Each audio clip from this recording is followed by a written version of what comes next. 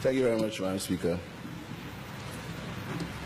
Madam Speaker, when I listened to the Prime Minister deliver his first budget address, I decided that I would use a tool of analysis to see if I could make some sense out of it. So I decided to use what the social scientist calls the PEST analysis. That means political, economic, social, and technological. I decided I would analyze the budget in these terms to find out whether the objectives of the budget, whether what the Prime Minister was saying, whether it was relevant to the situation that existed in St. Lucia. So, Madam Speaker, I will begin by analyzing the political situation in which this budget was spoken yesterday. This environment, Madam Speaker, is an environment of fear, vindictiveness, and victimization. That is the political environment in which this budget was read. There is a lack of transparency and accountability. The government is intolerant and vindictive and appears either through its ministers or its surrogates to abuse, to victimize, and to attack anyone who dares speak against them, regardless of who that person is or what organization that person belongs to. The government has openly stated that its mission, its political mission, is to make members of the opposition cry, to make them suffer, to make them cry. That has been the stated position of the government. And this position has been endorsed because he's not said that should not happen, he's not contradicted it. It has been endorsed but no other than the Prime Minister, who has agreed that the mission of his government is to make the opposition cry.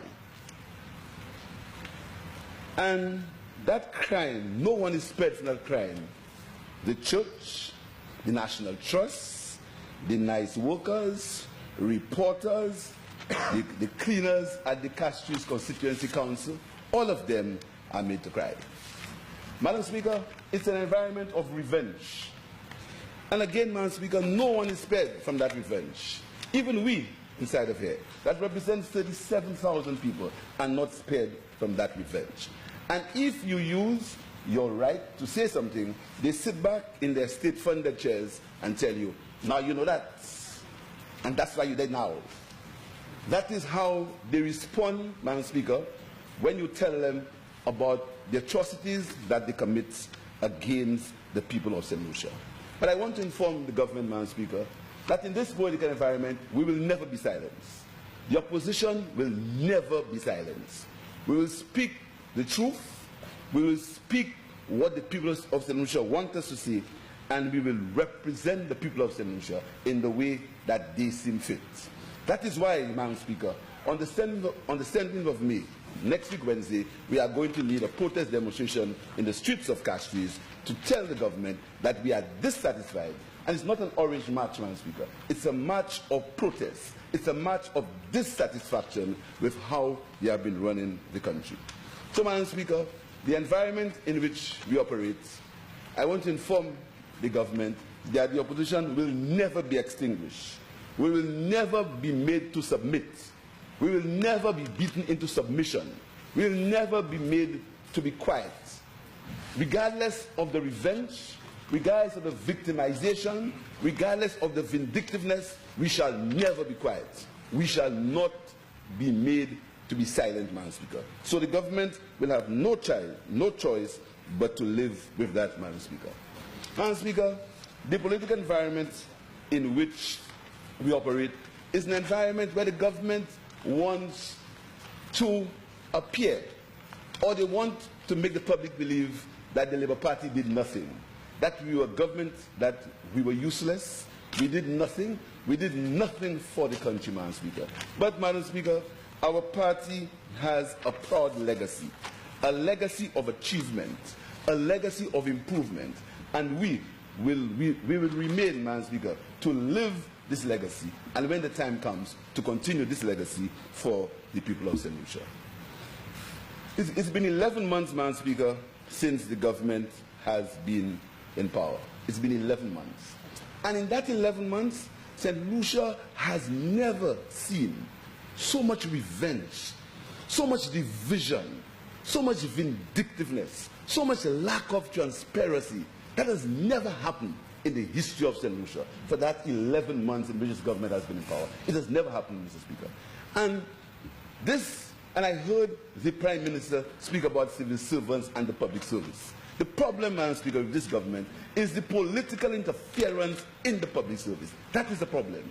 And that political interference has reached the highest levels. It has reached the level of cabinet secretary. Never before in the history of St. Lucia has a government seen it right to dismiss a cabinet secretary. Never before.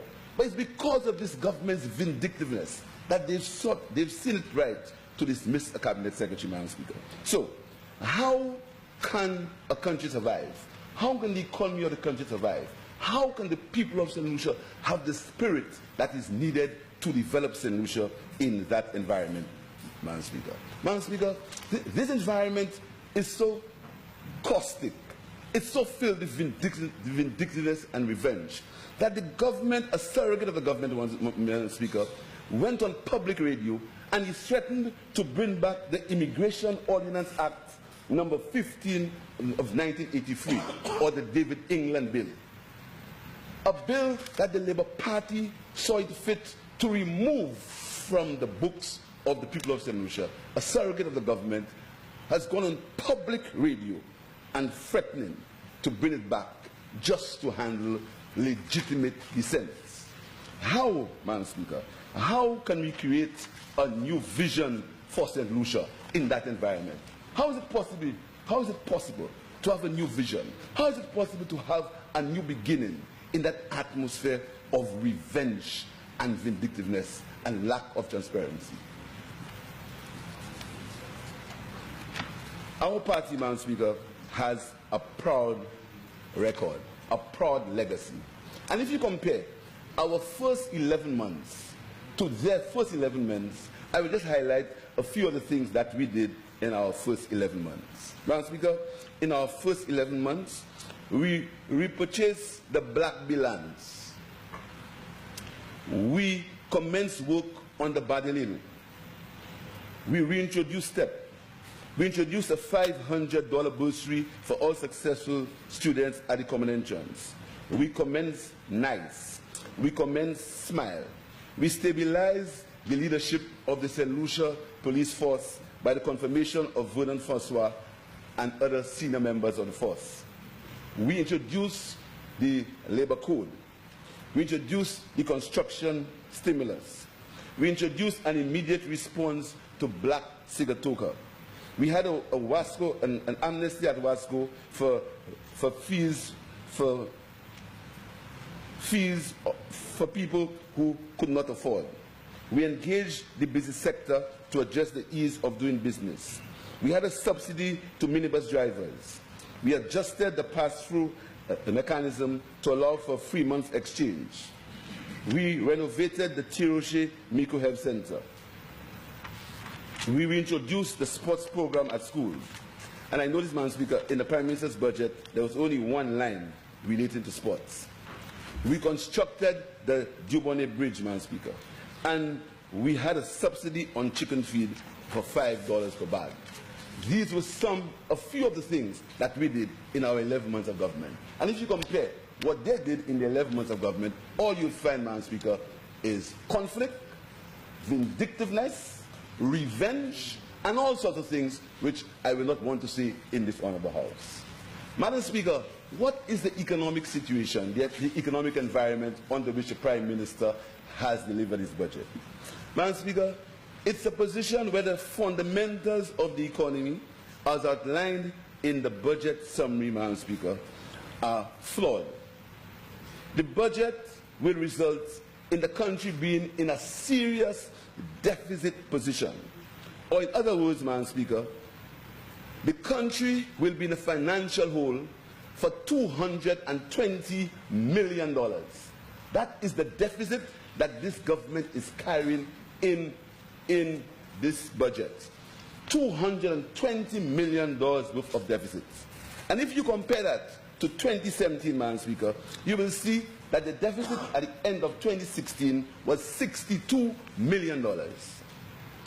So this year, we are carrying, or we intend to pass a budget that will have the country 4.7% deficit to GDP as compared,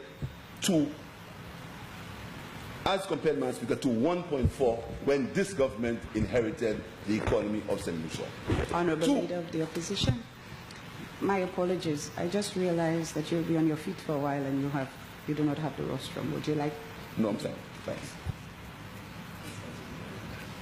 Madam Speaker, the government, the budget has St. Lucia in the position where the recurrent deficit, that is the revenue for taxes and unavoidable expenses and wages, has increased by 109%.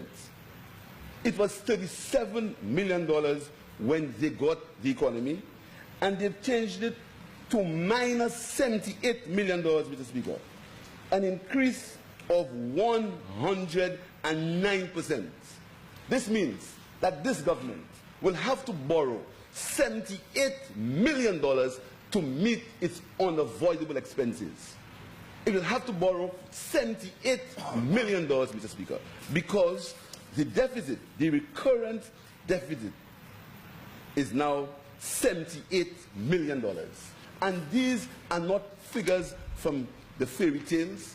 And you can go and you can compare whatever year you want. The fact is, what you found, what this government found, and what they intend to bring it to will lead to a disaster. And, Madam Speaker, if you look at the current surplus, Mr. Speaker, when this government took the economy at the end of 2016, the current surplus, Madam Speaker, was $89 million. They are projecting that it will go down to $46 million, a reduction of $43 million of 48%. The primary deficit, which is the difference between the current expenditure and the total revenue, is reversed. That is the economic environment in which the Prime Minister read his budget. The primary deficit is reversed, Mr. Speaker, from a surplus of $102 million at the end of 2017, at the end of 2016, to a deficit position of $50 million.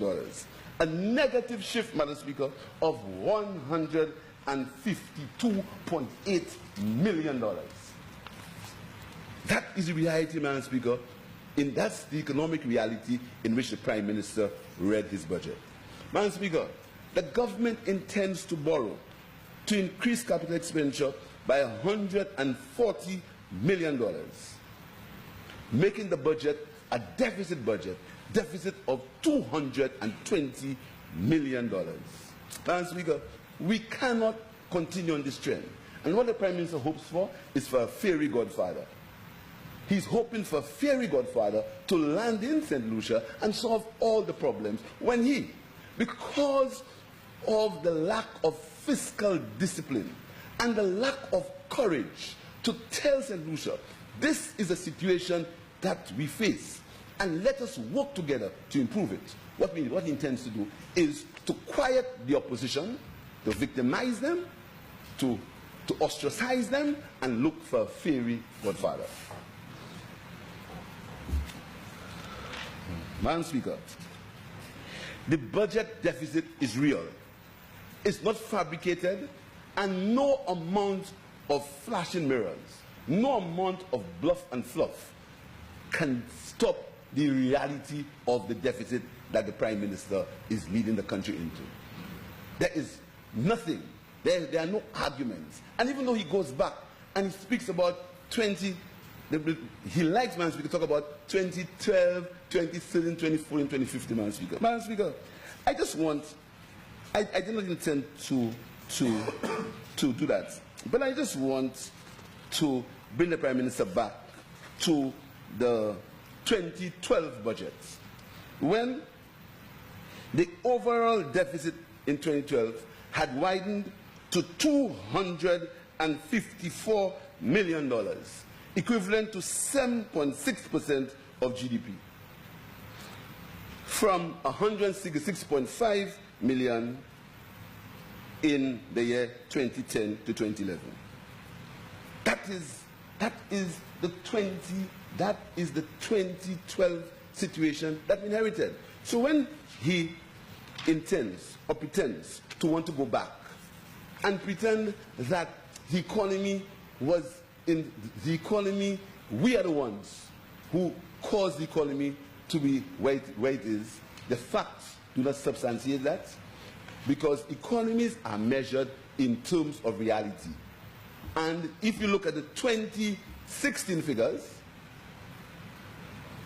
and you look at the figures that the Prime Minister is pretending to want to say will lead the country to growth, you will realize, Madam Speaker, that we are in a very slippery slope, and the country is leading to a major fiscal disaster. Madam Speaker, the economic environment under which we operate. Madam Speaker, when this government came into power, again, with the eye on vindictiveness, they stopped a number of projects. And one of the projects that they stopped is the airport project. And I heard the Prime Minister say that they are going to tell the public of St. Lucia how they'll finance the airports. Madam Speaker, I just want to go back a little and tell you the situation regarding the airports, the expansion to the Hiwanora International Airport that this government inherited. In 2014, Madam Speaker, the government made a policy decision to explore the redevelopment of Hiwanora International Airport via a PPP, a public-private partnership arrangement. The government of St. Lucia, Madam Speaker, through SLASPA, engaged the International Financial Corporation, the IFC, which is a subsidiary of the World Bank, as the lead advisor to structure and advise on the feasibility of that transaction.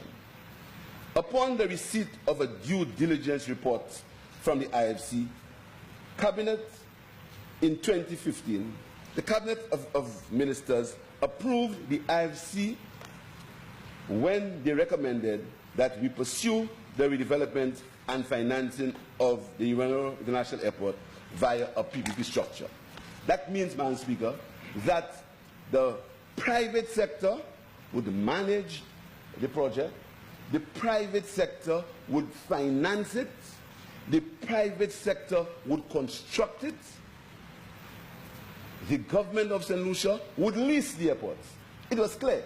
The government would lease the airport for 30 years to that private sector organization. At the end of that period, the airport would return to the people of St. Lucia. What is more significant, Madam Speaker, is the private sector body would not ask for any liability, no contingent liability on the Treasury of St. Lucia. So our debt, which the Prime Minister quite rightfully makes the point that we have to deal with, it would not affect our debt. So the government would have had a situation where we would have had an airport without paying, without having to incur 1 cent of debt on the Treasury of St. Lucia. Because, Madam Speaker, we know the history of airports and the airports in the region. Any country that has built an airport, Madam Speaker, there is always a whole mass of corruption surrounding that airport. It happens in every island where an airport is built. Because, Madam Speaker, an airport is major money. Major money. And anytime you talk about building airports, somebody wants to get involved in something. So we decided that our government would take the construction of the airport completely away from that situation. We would take it completely away from that situation, and we look for a private sector body that would put in their own finance, and would build a modern airport for the people of St. Lucia. Madam Speaker, so we decided that we will come into what is called a concessionary arrangement with a concessionaire. And I want to tell you, Madam Speaker, when we left government in 2016, two of the world's biggest airport developers had tendered to build the airport for St. Lucia.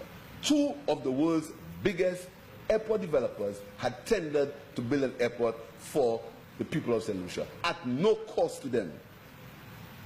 And that agreement, Madam Speaker, was as follows.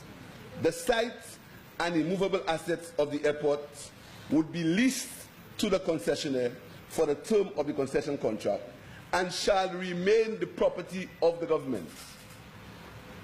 The concessionaire shall pay the authority, that is SLASPA, a share of the annual gross revenues generated by the airport as agreed by the parties.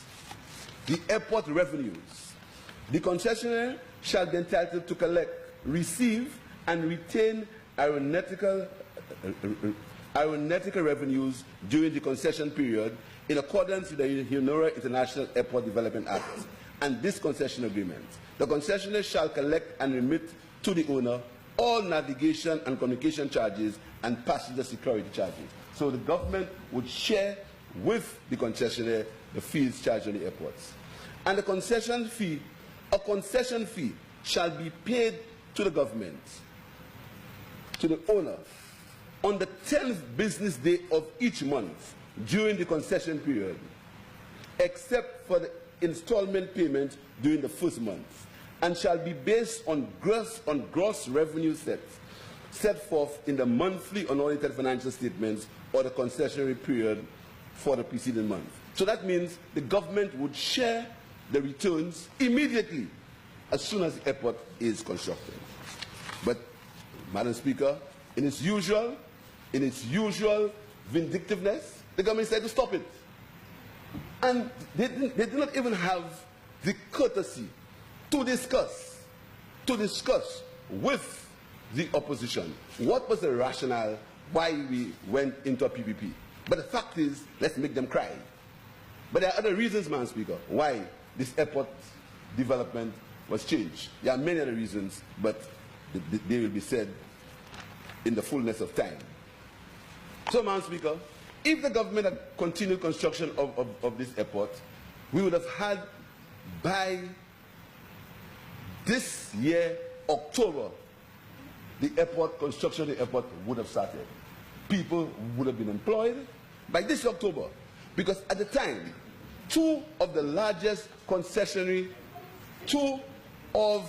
biggest airport operators had already tendered, Madam Speaker. And the Prime Minister had a meeting with the IFC. He had a meeting in the IFC. He was told that, Madam Speaker, I will not tell him what the IFC thought of him after the meeting. So, Madam Speaker, the government is a government of lost opportunity. Lost opportunity. Just to be vindictive. They've made the people of St. Lucia lose an opportunity to get an airport, a modern airport, without having a payment of 1 cent on the national debt of St. Lucia, Madam Speaker. Madam Speaker, the government stopped the Viewfort commercial building. The government stopped the building where the people of Viewfort, as we speak, while we look for fairy godfather to develop Viewfort, the Viewfort building would have been under construction. People would have been employed. And what's the reason? There was no planning approval. A government that signs agreements, a government that gives or intends to give more than 900 acres of land and sign an agreement, and now you say that a building that's going up for the people of Viewfort, you stop it because you say there's no planning approval, just to embarrass the member for Viewfort South and to make him cry. Madam Speaker, they stopped the Suffrage Square. They stopped the Suffrage Square. What was the reason for stopping the Suffrage Square? They said there was not the architectural design. So they went in their vindictive and dictatorial manner. They stopped it. Stop it. I'm the boss. Stop it. Up to now, Madam Speaker, the Suffrage square has not recommenced. And the people of Soufrière, they want their square, but now you see, Mr. Speaker, when you stop the square for the people of Soufrière, you do not affect anyone of us, You don't even affect the representative for Soufrière. You affect the people of Soufrière. But you stop the square just to show that you are the boss. I stop it. And up to now, up to this day, the Soufrière square has not commenced. Madam Speaker, the government stopped the Grocery Highway, the Grocery to Shock Highway. Again, Madam Speaker, again, a highway that $150 million funds, a loan from KFED had been negotiated. It entailed the construction or the reconstruction of all the bypass roads, a list of bypass roads. These have been reconstructed, and then work would have commenced on the highway, Madam Speaker. So whilst the work is happening on the highway, the secondary roads work would have commenced, would have continued on them. The government stopped it. They stopped it, Madam Speaker. And now they have the Ministry of Infrastructure in an embarrassing position of trying all sorts of things, soft measures, all sorts of things, instead of allowing the highway construction to continue. But again, Madam Speaker, to make them cry, to be vindictive, Madam Speaker. Madam Speaker, the government stopped the CDP contracts. And a whole story relating to the CDP contract. You would really believe there was something in there, Madam Speaker, on the CDP contract. Madam Speaker, you know why? Because they assume, you see, they have assumed that when they do these things, they affect Labour Party people. They assume that. So what they do is they stop it, but the intention, Madam Speaker, is to make the Labour Party people suffer. So they stop all the CDP contracts, and they have all sorts of excuses why they have stopped the airport, Madam Speaker. So the airports, the buildings, the square, and the CDP contract. So, Madam Speaker, it's a government of lost opportunity.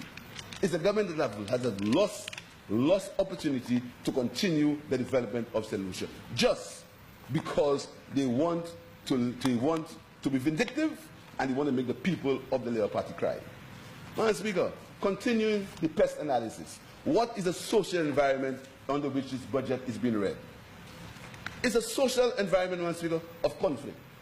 Madam Speaker, when the government won the election, I, as leader of the opposition, I congratulated the Prime Minister. I said to the Prime Minister, we are not about believing that we only have to be in power. We are saying that the government is in power, we respect the people's rights, we respected the democracy of the people. In fact, some of our supporters are saying to us, you are too quiet, you're too quiet. We said, no, let the government run the country, because we live in a democratic system. The people have elected governments, let the government run the country. No, Madam Speaker, no. They started, they had to start. They had the revenge, the hatefulness was so great that they could not settle and run the country. So, Madam Speaker, they are in conflict with everybody. The government is in conflict with everyone. I have never seen a government in 11 months that found itself in conflict with everyone like that, Madam Speaker. So what? The government is in conflict with the church.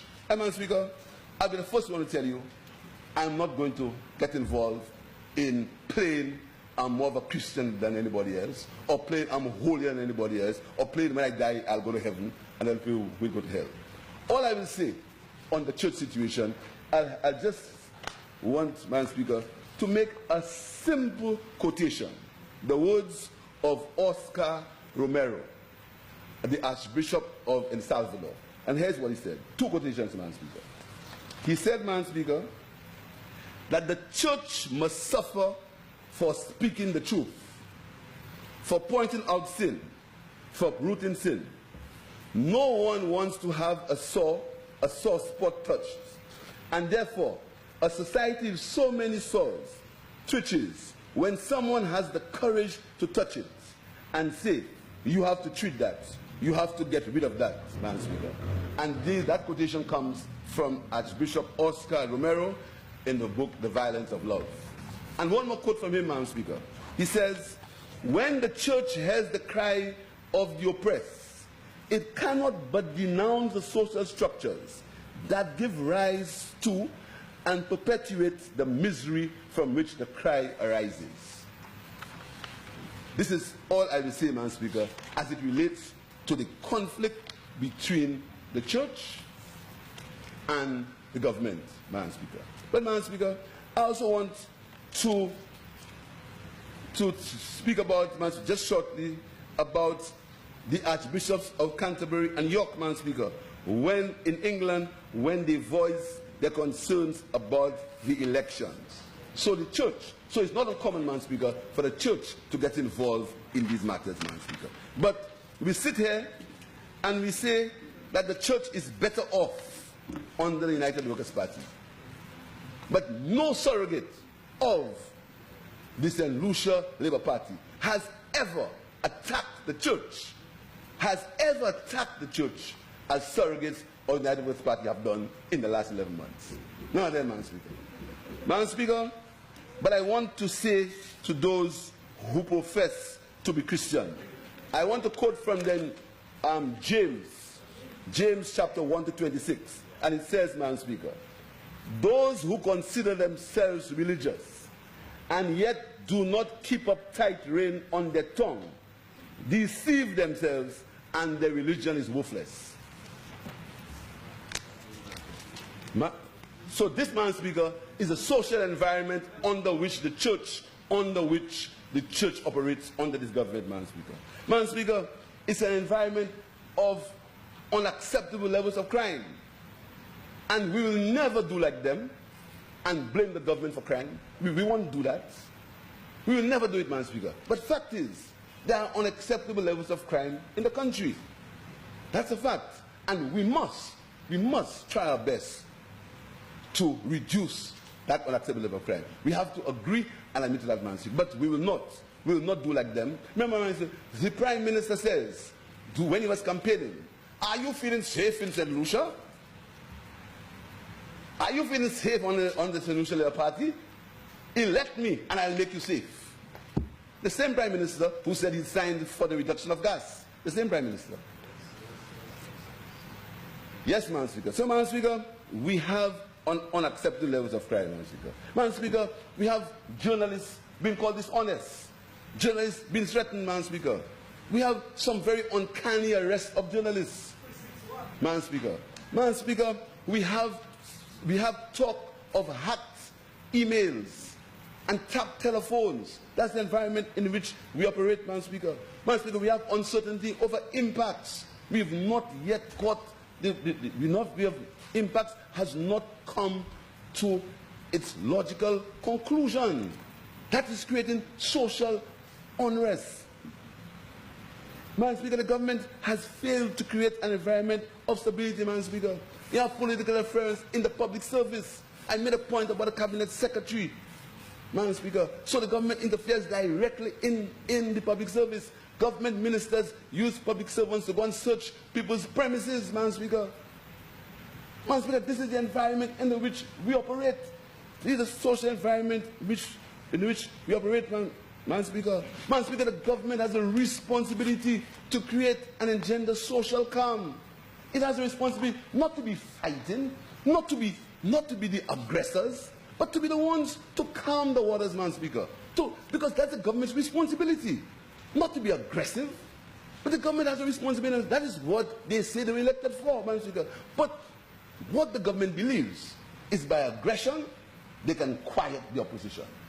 By aggression, they can be revengeful, Madam Speaker. That's what they believe. But I'm saying, I can tell them, Madam Speaker, it has never worked anywhere in the world, it will not work in St. Lucia. We will not be quiet. We will not be made to submit. So I can tell you, you're wasting your time. Madam Speaker, the social environment that we have, environment where a few thousand nice workers were dismissed, and they laugh at that. They laugh. These people only have contracts. Oh, the contract's finished. Contract's finished. They're not contracts. Madam Speaker, the government pretends that the nice workers were people who we were doing a favor. Madam Speaker, the nice workers were St. Lucians who were earning a living to support themselves and their families.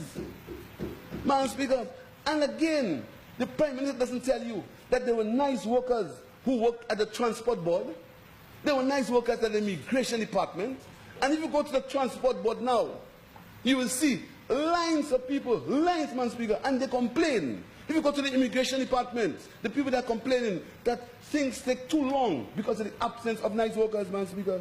Madam Speaker, the nice workers were involved in vector control, in the control of vectors. The nice workers involved in that, they send them home. The nice workers were employed at the forensic lab. There were nice workers at the forensic lab, Madam Speaker. They send them home. They send them home. Yes, they were.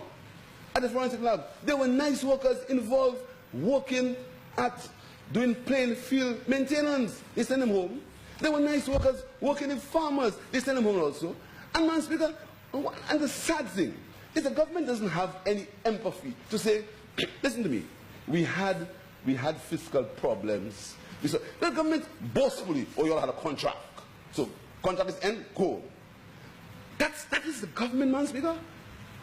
That's the government. You see, at least the government could have said, we apologize for having to send you home. We are very sorry to send you home. We apologize. We believe that we can't afford to employ you now, so we send you home. But it's the arrogance, man, the contempt, the arrogance, the have power. I'll do you what I want. I'm in charge. I run things. Boom. Because you all will just contract with Madam Speaker. Madam Speaker, but let me tell the government, Madam Speaker, and the most experienced member over there will tell them, politics is as perennial as the grass.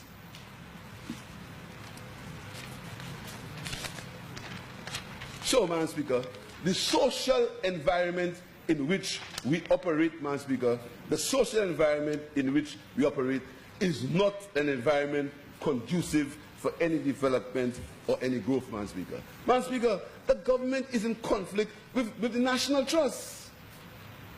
Madam Speaker, you think a government can look for problems with the National Trust? The people who have the responsibility for conservation in the country? Madam Speaker, the National Trust, anywhere in the world, in England, Madam Speaker, the National Trust gets a subvention from the government. In Barbados, the National Trust gets a subvention from the government. Madam Speaker, any developer always wants to speak to National Trust to get the blessing of National Trust before they embark on any major development. But this government, because the National Trust has expressed its concern over a major development, Madam Speaker, a major development, they have decided to silence them. And listen to the excuse. The National Trust hasn't prepared a business plan. Yeah, right. The National Trust has assets they must leverage on. Yeah, right. The National Trust must give us a document to show how they intend to raise money. Madam Speaker, but you give money to many other places. You give money to the Archaeological and Historical Society. Why didn't you ask them for the same thing? Why you choose the National Trust to do that? You know why, Madam Speaker? Because you want to show you are boss. That's what you want to show. And, Madam Speaker, those who have conscience on that side should say to the Prime Minister, that's wrong. Because, Madam Speaker, we have to live in St. Lucia. So you want to show you are boss. You are the boss. You run things. So you, in a stroke of a pen, you decide that you're going to stop the convention. And you use all kind of excuses, Madam Speaker. The National Trust has assets. The Forestry Division has assets. The Forestry Division has 21,000 acres of forests. But you still give it $2.6 million. So why don't you tell the Forestry Division to leverage on the assets and get money for themselves? You still give it, you gave it $2.8 million this year. So why the National Trust? You know, Madam Speaker, the National Trust dared to come up against the government, so they crushed it. And here's the excuse. The Labour Party gave permission to build a dolphin park. Madam Speaker, the Labour Party never gave any permission to build a dolphin park at Pigeon Point. Never. It has never given permission to build a dolphin park at Pigeon Point.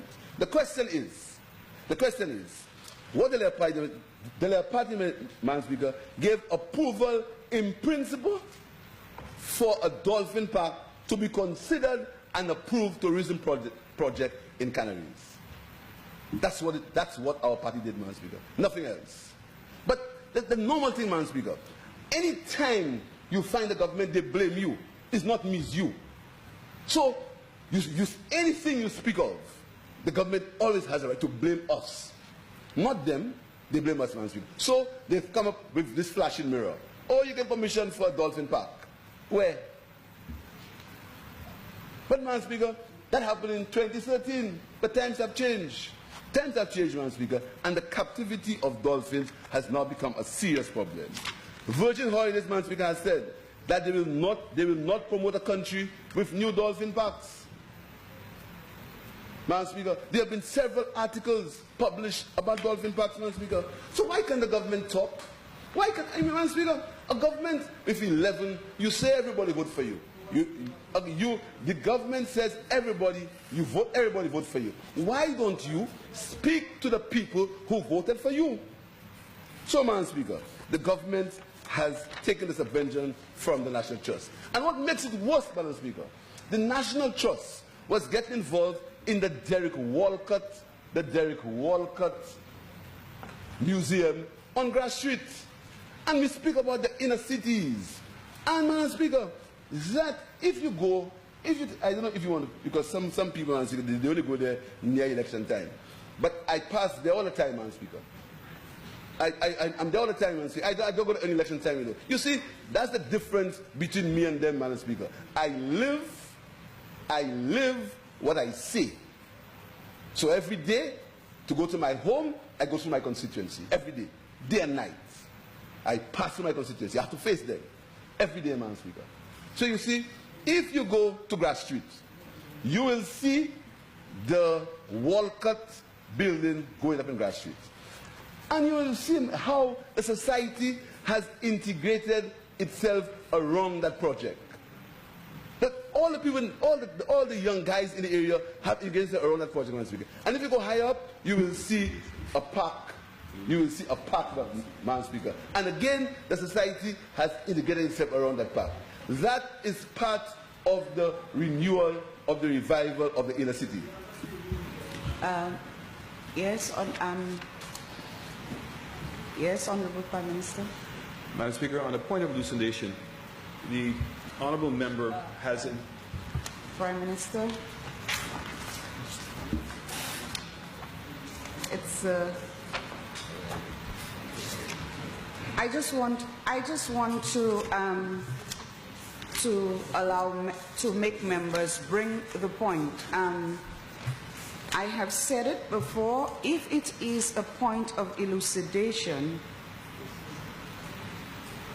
we need to know, because if it is a point of elucidation, the member standing determines whether or not he or she yields. So if it is a point of clarification, on understanding Order 34B, if you are standing on a point of order, that is different to a point of elucidation. 32.6.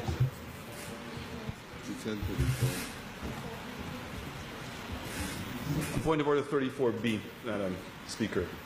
The honourable member has indicated that Virgin Holidays has indicated that they would not fly or service any country that has a dolphin park, Madam Speaker. A new dolphin park. And that, in fact, is wrong. In fact, what they have said is that Virgin Holidays, which is not the airline, is the tour operator company, is that they would not sell any new parks that have dolphins. So it's a very different thing to the airline not flying here or Virgin Holidays not servicing St. Lucia. They would just not sell any tours to that park. And in fact, the world has criticized Virgin Holidays for the inconsistent position, because they have decided to continue selling the parks that they were already selling. And all they've said is they're not going to sell any new parks. So I just want to make it very, very clear, and hopefully the honourable member agrees with my assessment, and that what he said was maybe giving people the wrong impression. And just that all members understand it. Let us be clear on that. Once a member stands to interrupt or interject another member, immediately call out your standing order so that the other member may hear what standing order, what point you're standing on, because once it is a point to elucidate, that member does not have to yield if he or she chooses. Thank you. The interruption, Honourable Leader of the Opposition, I am mindful to add 5 minutes to your time. Please proceed. Thank you, Madam Speaker. Madam Speaker, I dealt with the social situation regarding the environment which the government operates, Madam Speaker. Madam Speaker, now I want to briefly go on the technological factors to end my pest analysis. Madam Speaker, the technological factors. Madam Speaker, the government speaks about technology, but they haven't made a definitive statement on laptops for students. No statement like that. The government speaks about technology, ICT. The government has not made any statement on the provision of the Wi-Fi hotspots. The Leopard intends to have island-wide hotspots, Madam Speaker. What is the position, Madam Speaker? And to make it worse, Madam Speaker, I understand, and I'm subject to correction, that the government has closed the government contact center. The 311 number. The government has closed it and has caused a few people to be out of work, Madam Speaker. Is that true? The government has closed it. Madam Speaker, again, Madam Speaker, the environment under which we operate, Madam Speaker. But most of all, Madam Speaker, when we left the Ministry of Infrastructure, there was a CDB-funded street light project, an LED project, where the CDB would have made a loan available to the government to replace the street lamps in Castries and the environs with LED lights. The CDB would give the government a loan, a low-interest loan, and the government would repay the loan from the savings they would make on the payment for electricity, Madam Speaker. What is wrong? Where has that project gone, Madam Speaker? Where has that project gone? So, Madam Speaker, the pest analysis that I've made shows that the government is completely at sea. It's lost. It hasn't got the fabric. It hasn't got the commitment. It hasn't got the spirit. It hasn't got the temperament, Madam Speaker, because it is steeped in vindictiveness, in lack of transparency, in revenge, and in making people pay. The budget statement, Madam Speaker. Madam Speaker, the budget statement from the Prime Minister was short on details. There were no specifics on important fiscal policy matters. There are several areas in the budget, Madam Speaker, where we are lost. We do not know how the budget will be financed. And, Madam Speaker, I will give you a few. I'll give you a few areas, Madam Speaker. On page 12 of the budget, the Prime Minister says, more details on an incentive package within the coming months. On page 21, an announcement on the confirmation of financing will be made this year for the airports. Page 43, we're currently working on a medium-term fiscal policy aimed at crafting a clear path towards growth. Towards growth while improving St. Lucia's fiscal and debt position. We're currently working. Page 45, reforms that the government proposed to undertake in respect of personal income tax will make an announcement of the changes to be made in the personal income tax prior to its implementation. Page 48, over the next few months, we plan to announce several initiatives which we believe are necessary to place our debt on a sustainable path. Health, Madam Speaker. page 25, and I want to read that one in its entirety. Page 25 on health. Our objective for this sector is to transform the government's role from a direct provider of healthcare services through hospitals and clinics and direct funder for budget subventions to a policy maker and regulator. What does that mean? Our government aims to achieve this by implementing a two-pronged strategy which pursues public-private partnerships for provision of services and the introduction of national health insurance. My government believes that to preserve the future sustainability of the sector, we must establish a financing mechanism. And it continues. Mr. Speaker, my government aims to utilize the resources of the National Health Insurance Fund to finance health care. A number of matters will be addressed, including purchasing and contracting with public-private service providers, consumer choice, the administration of the fund, the regulation and finalization of the packages of services provided to all the registrants for the health service. The aim is to provide health coverage for all people, as too many are falling through the cracks. Nothing specific, Madam Speaker. Uncertainty, we will, we might, we should. But, Madam Speaker, the only fiscal measure that the government is definitive about is the excise tax on gas. And, Madam Speaker, when I heard the Prime Minister say that, I really thought that I was dreaming. Because that's a government, Madam Speaker, that said because the Labour Party had increased licenses on vehicles and trucks, that we're killing the people, so they had to have 5 to stay alive. That's a government, Madam Speaker, that said that people had to close their trucks, to use the exact words of the Prime Minister, Madam Speaker. He said that we will help those who have made investments in a truck for transport to focus on the business and get back on the roads quickly and legally. That is because we increase licensing fees by a few cents per day. By a few cents a day. That's the government that said that truckers would be out of business because we increased license fees. That's the government that said that minibuses would not make any money because we increased licensing fees. That's the government that said that there had been a hardship on the land because the Labour Party was so wicked, they increased licensing fees. That's what the government said, Madam Speaker. And you know what this government did? This government increased excise tax on gas by $1.50, by 60%. When they reduce, because they promised to remove the license fees to bring it back to its original level, but they changed their mind and they said half. As usual, that's how things go. They saved the consumer $2.5 million. But, Madam Speaker, what they have done now is that they have taken, and the Prime Minister can tell me if I'm wrong, they have taken from the consumer $18 million by the increase in gas fees, by the increase in excise tax.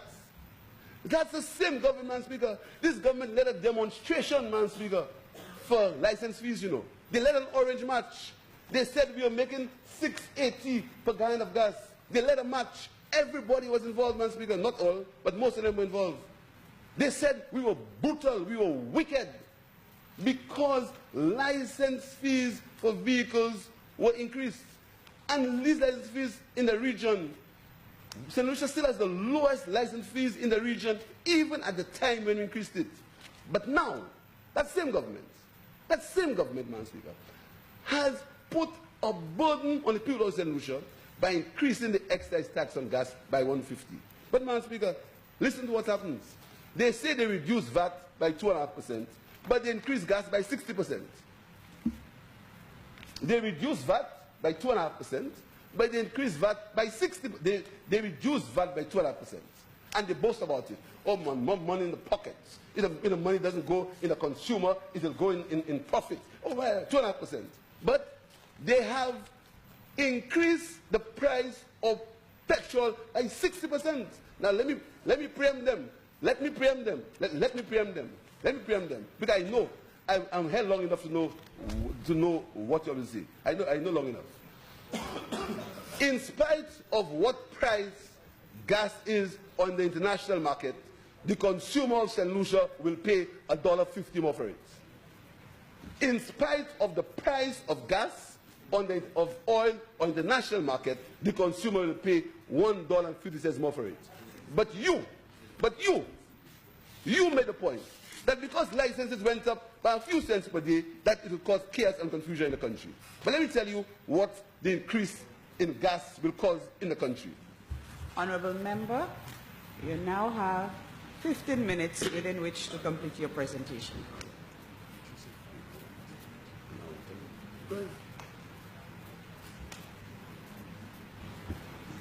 Honourable Member for Labrie.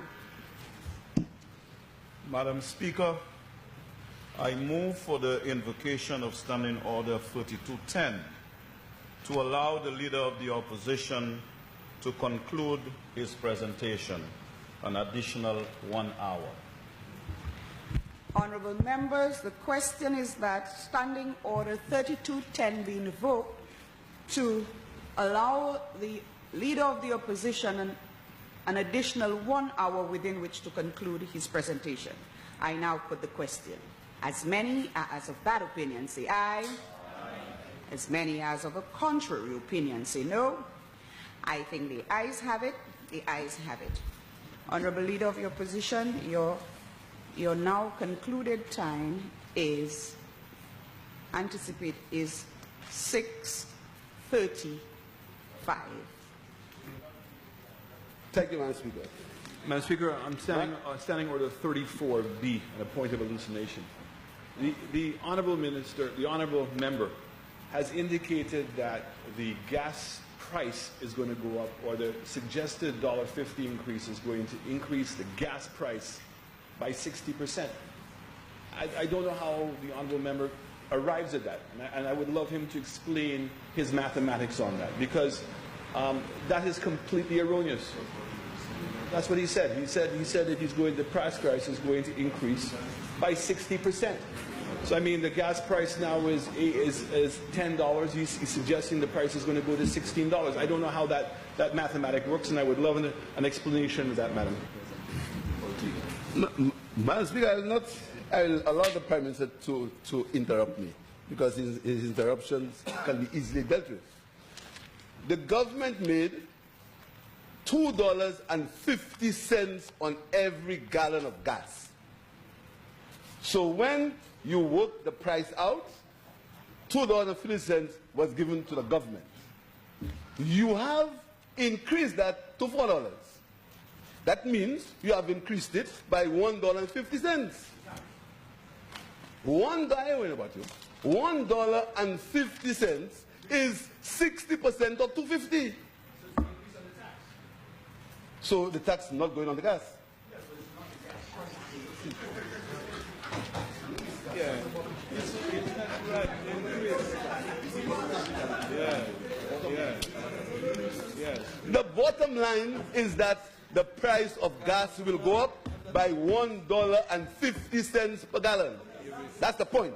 And you led a march, an orange march, because you said that we were making $6.80 on a gallon of gas, and we were so wicked we had increased licenses by a few cents. You did that. And now you are increasing the price of gas by $1.50 per gallon of 60%. Now let me tell you how that is going to affect you. That's going to increase the fuel surcharge. So you have to pay more for electricity. It's going to increase the fuel surcharge. I'm going to tell you how it's going to affect the tourism industry. I'm going to tell you, it is going to...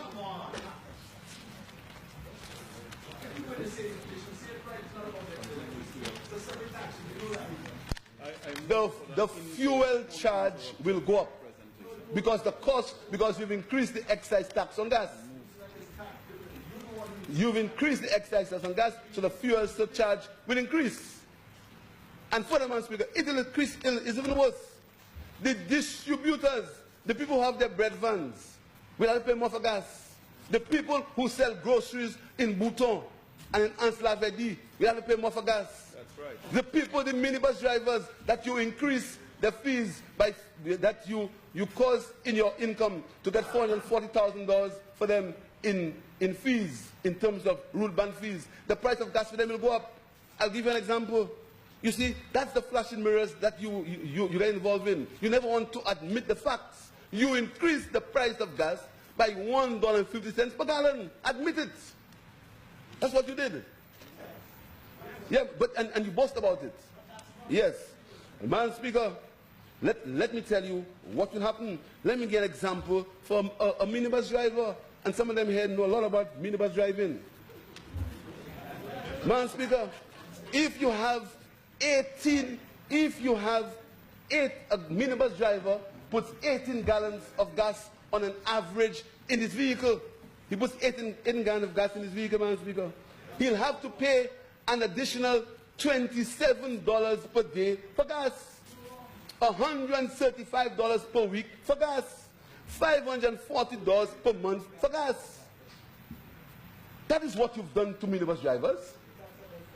That's what you've done for Mr. Advisor, Madam Speaker. But you know, but instead of admitting, instead of saying that there's a reason why you do it, you want to defend it.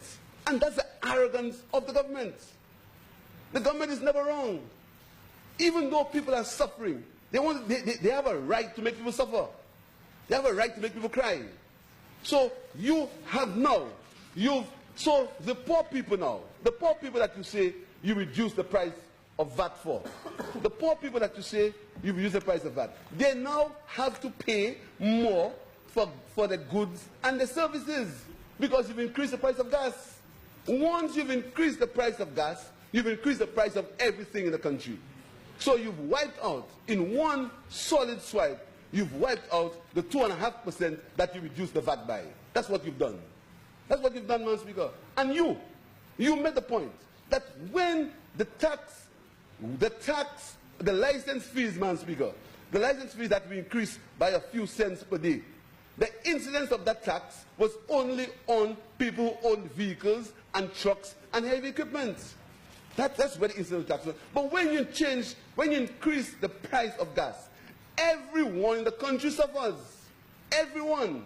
Because everyone directly or indirectly, there is some part of their life that depends on gas. And that's what you did, Madam Speaker. That's what you did. And you will not do it, and you will not do it and say there was a reason why. You're going to arrogantly say that you're right to do it. You're right. You're going to look for all kinds of flashing mirrors, all kinds of distortions to say that where the fact is that the price of gas, of a gallon of gas, will go up by $1.50. And that is the bottom line, Madam Speaker. That's the bottom line. But, Madam Speaker, it's not only that. The government has done that. But at the same time, they are doing that. They do not feel the implications of that increase in fuel for the populace of the country.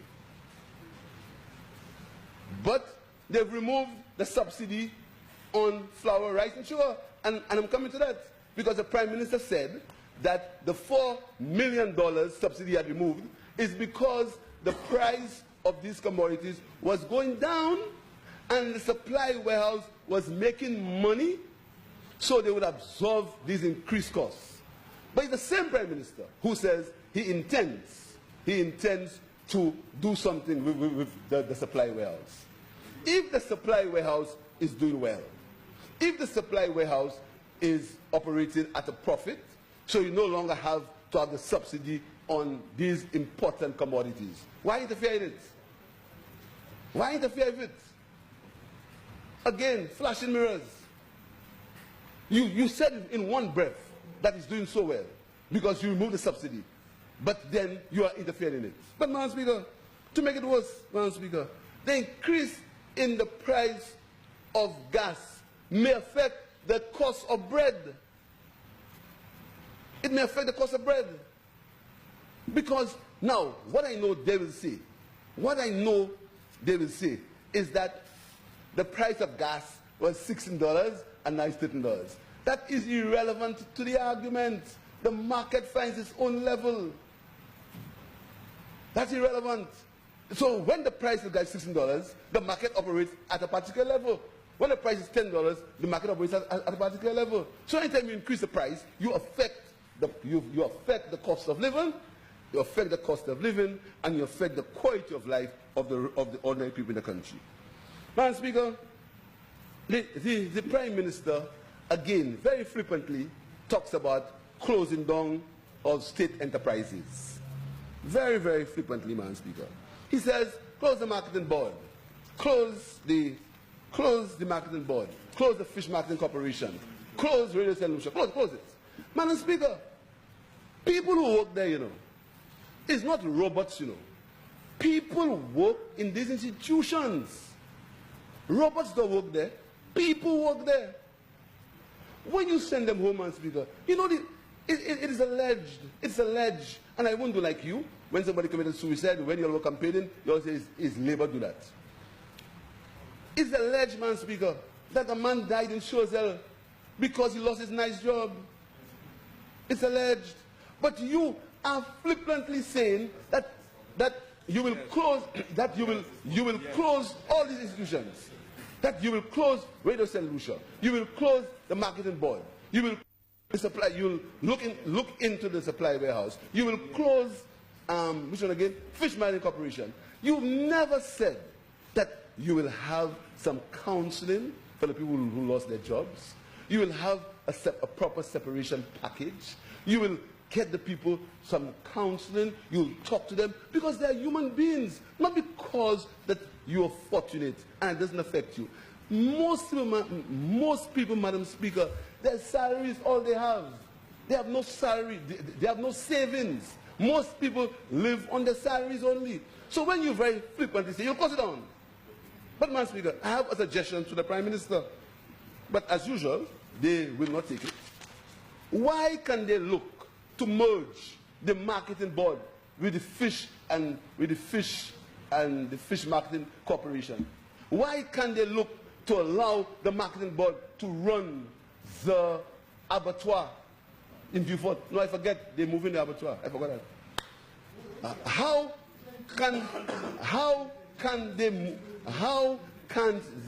Why can't they think about it, Madam Speaker? Why can't they think about merging these bodies to save human beings? We can't be so flippant about human beings. We can't sit back because we are members of parliament and believe that these people don't really matter. So you want to attack us because we represent them, but you believe that we must not speak for them. So, Madam Speaker, you must have some heart for the people who will lose their jobs. Postal services, Madam Speaker, postal services. The Prime Minister says again, postal services. But, Madam Speaker, the discussion on postal services is a long discussion. And it's a fact that postal services sometimes cause a problem in terms of the economics of the postal service. But postal services, Madam Speaker, they play a unique and significant role in the rural areas. In the rural areas. People expect, because whereas all of us have computers and we have WhatsApp, etc., there are people who do not have that. And they depend on their letters from the folks in St. Croix, United States. They still receive their checks in the mail, etc., Madam Speaker. So when you close in postal services, when you look at the bottom line, think about these people. Because postal services serve a social need, Madam Speaker. So think about... Honourable Member for Ladbroke. Madam Speaker, when the Prime Minister delivered his presentation... Sir, you're rising on a point of order, I take it. What is it? On 34. On what? What is it? subject to the provisions of Standing Orders 20, 26, 38, and 39.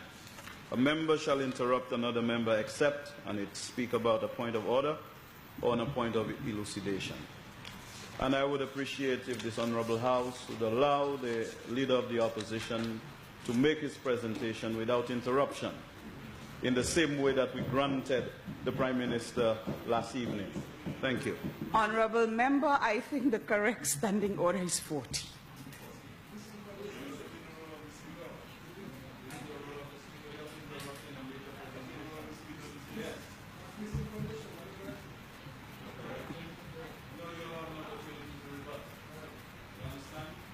Order, please.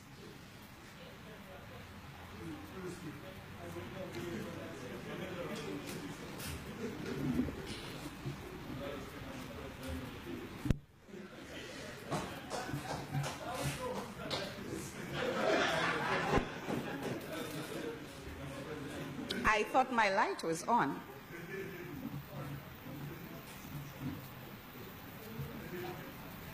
Since honourable members are having such a good time interrupting and interjecting one another, if it is your wish, it is your house, you all will continue that way. However, the member for Labrie stood on a point of order, and I think the point he was making was that there was a little too much interruption as the honourable Leader of the Opposition was on his feet. And I will read Standing Order 40, both 34 and 40, correction. A member on his feet shall be heard in silence unless it is a point of interruption.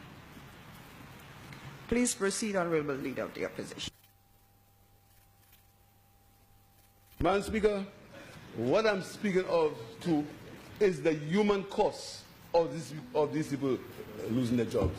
And Madam Speaker, it's okay for us to be comfortable. We are ministers, we have a good life, we eat in hotels, etc. But you must understand the cost, the human cost, Madam Speaker. You must understand the human cost for these people. So we laugh, we laugh. People lose their jobs, we laugh. 90% of them are apply for it, so it doesn't really matter. We laugh. People lose their jobs, let them cry. Yeah, but we look at that. We're big, we run things, we control. So, Madam Speaker, so I want to ask the Prime Minister to have a little heart for these people when you intend to restructure these organizations. Madam Speaker, in the budget, the Prime Minister spoke about something called NAPS, N-A-P-S. And in that NAPS, there is $10 million for NAPS. Madam Speaker, I want to just ask a few questions. How do we decide what firms that we give NAPS money? How do we decide what, because you see, that $10 million is not from your pocket, you know. That $10 million is from the taxpayers of the country. And I'm coming. Just wait for me. You have given $1,000. You promised to give a foreign firm $1,000 per employee, and you've never said so in the Honourable House. You have promised to give a foreign firm $1,000 per employee for 4 years. For an amount for 4 years, you came here and you spoke about a firm called Ojo Labs International. You boasted about it. But you did not tell the Honourable House that you intend to take $1,000 and $500 per employee to pay that firm, and it's open-ended. You have no conditions under which you give that employee you give that foreign firm $1,000 per employee. And you are the same person that complained when you say that we had people working at True Value. The same person. But once is a local, you have problems with it. But a foreign firm, you have decided that you will give them $1,000 per employee and $500 per employee. And you read a budget statement in the House, and you refuse. You refuse to tell the Honourable House that you were doing that. Lack of transparency. And no matter what mechanics you tell me for 6 months, 9 months, 3 months, 2 hours, the fact is The fact is, you were not transparent.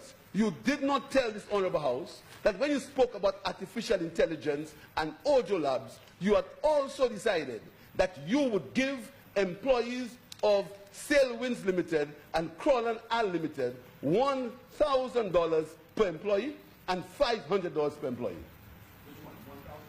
Both. But but in the interest of transparency, if you're boasting about work in the South, you tell the people, tell the public that you've taken their money and you've given a foreign firm $1,000 per employee and $500 per employee. That's what you've done. So, Madam Speaker, I want to also know, what is the role of the National Skills Development Center? What is their role? Why do you have to take government money and put in private sector enterprises? Why? And for training, why do you have to take government's money and give training to private sector enterprises? You must be transparent. You must say, who are the people in these schools? Who runs these schools? Who owns these schools? What is the curriculum of these schools? Who are the owners of these schools? Who are the indirect and direct beneficiaries when you take government's money and you give to the private sector in terms of training? You must say the whole truth, because you have a National Development Skills Center that can do all that. You must be transparent and open. You see? So, Madam Speaker, the point is, we need to know who are the owners, who are the shareholders, who are the affiliations of these educational institutions that you intend to put a NAPS money in. We must be open and transparent. We intend, you must tell the public of St. Lucia, Madam Speaker, who is benefiting from these $10 million, from that $10 million that you're going to take for your NAPS program. You must tell them.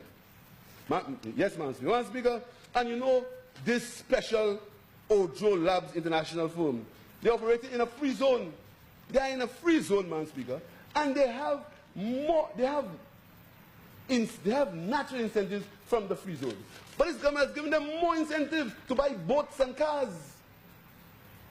This government is promising that they will give Ojo Limited, a special firm. They have them operating in a free zone. They have all the incentives from the free zone, but they're going to get them more incentives, including a promise to get them incentives to buy boats and cars. Ojo is called Ojo Labs International Inc. And it runs two firms in St. Lucia, and Sail World Limited and Current Al Limited. But, Madam Speaker, these companies are special. There must be something special about them. There must be something special about them. The amount of young people who want to begin internet-based business. The amount of young people who want to create websites. The amount of young people who are in information technology. But you don't have confidence in your own people. No, you have to get a foreign firm. You have to pay a foreign firm. And you come in this Honorable House, lack of transparency, you boast about Ojo International, but you do not tell the people of the country that you promise to give them $1,000 per employee and $500 per employee. And they operate in a free zone, and they're going to get extra incentives from being in that free zone. That is what this government is prepared to do for special people. Madam Speaker, the Prime Minister said that they're going to build 5 hotels. I've heard 5 hotels before. In Miku, I heard they're going to build 5 hotels in Miku. So I've heard that before. It's the Prime Minister's habit of saying 5. He was campaigning in Miku, and he said they'll build 5 hotels in Miku. 5. He liked 5 to stay alive. 5 hotels in Miku. So now you're going to build 5 hotels in St. Lucia. All right, no problem. If they build 5 hotels in St. Lucia, I'll be very grateful. I'll be pleased. If they build 5, I'll be pleased, because people will get employed. And even though I know they send their lists to hotel managers and tell them only employ people on that list. I know they do that.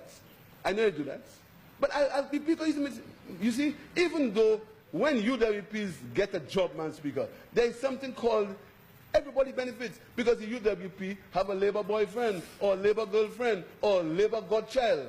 So if you would get 5 hotels for you, if you build 5 hotels for you, and people will get employed, I'll be happy. You think we'll sit here and we'll be against you building 5 hotels? We won't do that. We'll be glad if you do that. But, Madam Speaker, but you give the impression that all these hotels were yours. That you are the ones. It's because you came back. You've generated so much confidence in the economy. You have free airlines coming in without paying any revenue sharing. So you've been so good because you are in government, Madam Speaker. But, Madam Speaker, let me tell you something. Of these 5 hotels, Royalton was negotiated by us. The hotel on the Pope site was negotiated by us. The hotels was negotiated by us, Madam Speaker. We were the ones who spoke with them, the same way you speaking to DSH. We were the ones who negotiated for the hotel in Choiseul, and our spokesman for investment will say a lot more about that. Of these hotels, tell the people of St. Lucia that many of these negotiations were started and nearly completed by us. So why must you give the impression that because you're back in power, because there's so much confidence that all these hotels happen to come all in a sudden? That did not happen. So I'm waiting to see you build 5 hotels. I'll be very happy if you build 5 hotels. Because even though you try, even at that level, to victimize our employees to get a job there, I'll be happy if St. Lucians get to work in the 5 hotels. But, Madam Speaker, this government, in its vindictiveness, they dealt a mortal blow to the Jazz Festival. Here is a government that had a festival that was among the best 10 festivals in the world. A world-renowned festival. Everybody knew St. Lucia for the Jazz Festival. People used to plan their holidays in advance for the Jazz Festival. Because you want to be vindictive, you've done no survey, you've done no market survey, you've done nothing. You have unilaterally and on your own, you just decide that you're going to downgrade the Jazz Festival. And you replace it with a festivals commission. So people will plan 5 holidays per year. They'll come to your Rum Festival 1 month. Next month, they'll come to your other festival. So instead of people coming for 1 festival, they'll come for 5 festivals. But, Madam Speaker, all countries have a marquee festival. All countries. All countries have a festival that they are known for in the entire world. You had the Jazz Festival. You could deal with it in a certain way. But just because you want to be vindictive, you've just downgraded the Jazz Festival. This week is Jazz. We will see the amount of visitors we have for Jazz, and we'll compare it to what happened last year and the year before. And you know what you say? You say because you want to save costs. But you save in costs, but whilst you save in costs, Madam Speaker, you are increasing the cost of travel to St. Lucia by increasing the travel tax on the taxpayers, on the visitors. So, Madam Speaker, we're left to see the impact of your so-called re-engineered Jazz. I'm saying to you that the benefits that the vendors had from Jazz, the benefits that the people who got involved in the Jazz Festival, the speculators, the small boutique owners, the buzz that was around the country for Jazz, that buzz does not exist as we speak. That doesn't exist. Why? Because you were irrational, you were hasty, and you were vindictive. So, Madam Speaker, you have downgraded a world-class event, Madam Speaker. Now, you've dissolved the St. Lucia Tourist Board, and the excuse you give is the Tourist Board had liabilities. I want to put it to you. What were the liabilities of the Tourist Board in 1997? And what were the liabilities of the Tourist Board in 2011. Because you've closed it down because you said it has liabilities. Bring the financial statements and tell me what were the liabilities of the Tourist Board in 1997 and in 2011 when you took it over. But you've closed it down. But, Madam Speaker, whilst you are closing it down, you are closing it down for a tourism authority. We await patiently the legislation as it relates to that tourism authority. Because I'm putting it to you that all what the tourism authority was doing or will be doing, the Tourist Board could do it. There was no need, except if you wanted to victimize people. There was no need. If you wanted to have a change, you could have changed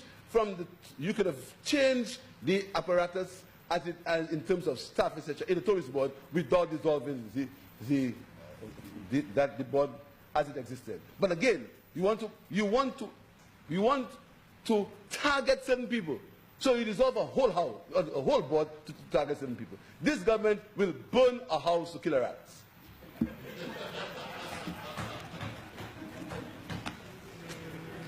That is a level of vindictiveness, just to target somebody. And I will not tell you, I will not behave because I shared personal correspondence with the Prime Minister. I wouldn't say it in this house, because I wouldn't say it in this house. I will never say it in this house. I will not behave like you. Because you want to target somebody. That's why you dissolve the board. That's not right. That is not right. Don't do people that. These people are solutions. Don't do them that. Because many people, there's some of you who will labor rights. You'll run for us. And you'll turn your back and now you'll hate us. That is the nature of politics. That's the nature of politics. That's the nature of politics. But you want to behave as if because somebody is labor, you want to destroy them. No matter who they are. Grass cutters, civil servants, former ministers, MPs. All of them, Madam Speaker, you want to victimize them because you think they are labor. Nice workers. So, Madam Speaker, you have a tourism policy, tourism authority, but you have increased the airport tax. And all studies, the Caribbean Development Bank study has said to you that the elasticity of demand for tourism, for air travel, is very elastic. And any change of price affects it. We came here and we told you so. I quoted for you a Caribbean Development Bank study. You didn't take me on. You laughed at me as usual. You laugh. It's a joke. You're in power, so you can laugh. And right now, the SLHTA had to tell you that that is bad policy. It will affect tourism arrivals. So you pulled it back. And you promised that you will help them in some way. But there's nothing in the budget that says where you will help them. You speak about tourism, but you've increased. St. Lucia's problem is that it is a high-cost destination. But you've increased the price of gasoline by $1.50 per gallon. So you've affected your tourism industry. Because you've made St. Lucia a higher-cost destination. But that's what you've done. And you see, these are the repercussions of your actions. When you believe you did it in one way, you affect other things. So right now, you've made St. Lucia more expensive as a destination. You speak about hotels. What are you doing about Wasco? What are you doing about giving water to these hotels? When you were in government, you may have forgotten that. We did the piping from Grosile into Grosile to feed these hotels. You may have forgotten that. We did that. And right now I'm sure that the capacity of that sector is too large for the water that's available. So what are you doing about water? These are the things you must think of, Madam Speaker. What are you doing about where is the allocation for Wasco, for water for Wasco in the budget? But, Madam Speaker, Wasco had perfect management. The management of Wasco, and up to now, the people of Cashews East will tell you that water in Cashews East is much more regular than before because of work done in Wasco. But you know, Madam Speaker, you allow Wasco management to leave. Why? Because you believe that Wasco, the manager of Wasco, wasn't one of you, not one of us. So that's what you've done, Madam Speaker. So I'm saying to you that you'll have issues with water when it comes to your development of tourism. What are you doing for the yachting sector? A major sector.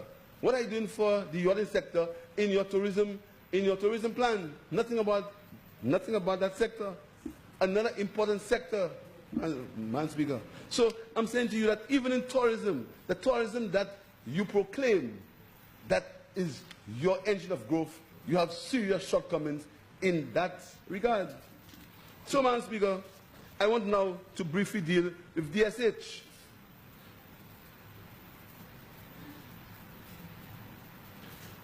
An incredible thing happened yesterday, Madam Speaker. Incredible.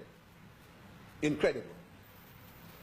An investor came in this honorable house and he sat in a privileged position. The Prime Minister referred to him and all the members of the government bench. Madam Speaker, that's incredible. It's the most incredible thing I have seen in my 20 years here. It's the most incredible thing I have seen, Madam Speaker. I couldn't believe I was seeing that. Butch Stewart has investments in St. Lucia, major tourism investments. Butch Stewart was here some time ago. I don't think most of you all here were inside here, because you must have certain kind of metal to be here, like you and I, for so long. You understand? Nobody never, the Prime Minister at the time never said, here is Mr. Butch Stewart. Never said so. Because Mr. Stewart was here as an investor coming to listen to what happens in the House. But you want to drive it home so much because you believe you have such a good thing. You have the investor in the House and you recognize him. And all of you, if you know how you look doing that, if you know how St. Lucians felt, especially St. Lucians abroad, felt about you as you're doing that, you'd never laugh. Anyhow, Father, forgive them, for they know not what they do. Madam Speaker, the DSH is not a regular investment. We behave as if DSH is a regular investment. It's not a regular investment. It's not a simple investment. Madam Speaker, the Prime Minister says that DSH will give 500 jobs. How many jobs? 5,000 jobs, or whatever he says. Madam Speaker, Royalton Hotel has 1,000 employees. It doesn't exist on 900 acres of land. Why you need to give an investor 900 acres of land, carte blanche? But, Madam Speaker, the strange thing is, the Prime Minister says that that's such a good investment, but he refuses to make the agreement that he signed a document of this honorable House. If the agreement is such a good one, if it has so many benefits for the people of St. Lucia, if we are wicked and we hate St. Lucia and we are against progress and the member for Viewfort South wants to live Viewfort in darkness, why can't you make the DSH agreements or agreement a document of the House? You talk about Grindberg. You talk about Grindberg. Grindberg was made a document of the House. It was made on 9th of April 2009. Check your records. Don't test me on that. Grindberg was a document of the House. We are saying to you to make the DSH agreement.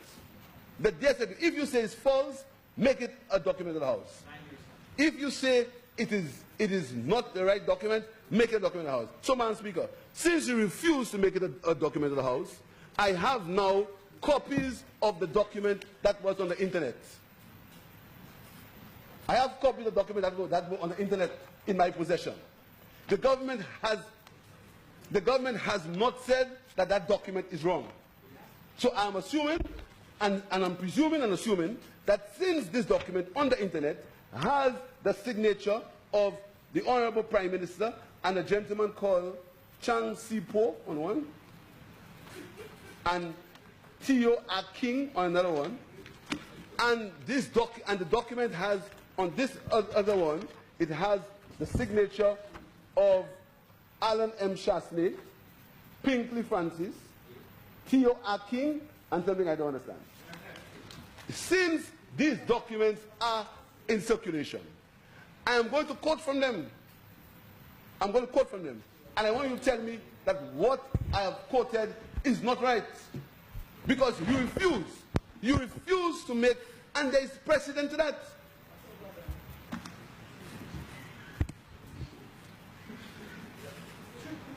Honorable Leader of the Opposition, if you wish to quote these documents, you need, as I alluded to earlier on when I started, you need to make copies available so as and when you read, members can follow from the same document. Do you wish time to send it downstairs to be copied? If you so rule. Yes, I will suggest that. So, Madam Speaker, for the record, I am making these two agreements as circulated on the internet a document to the House.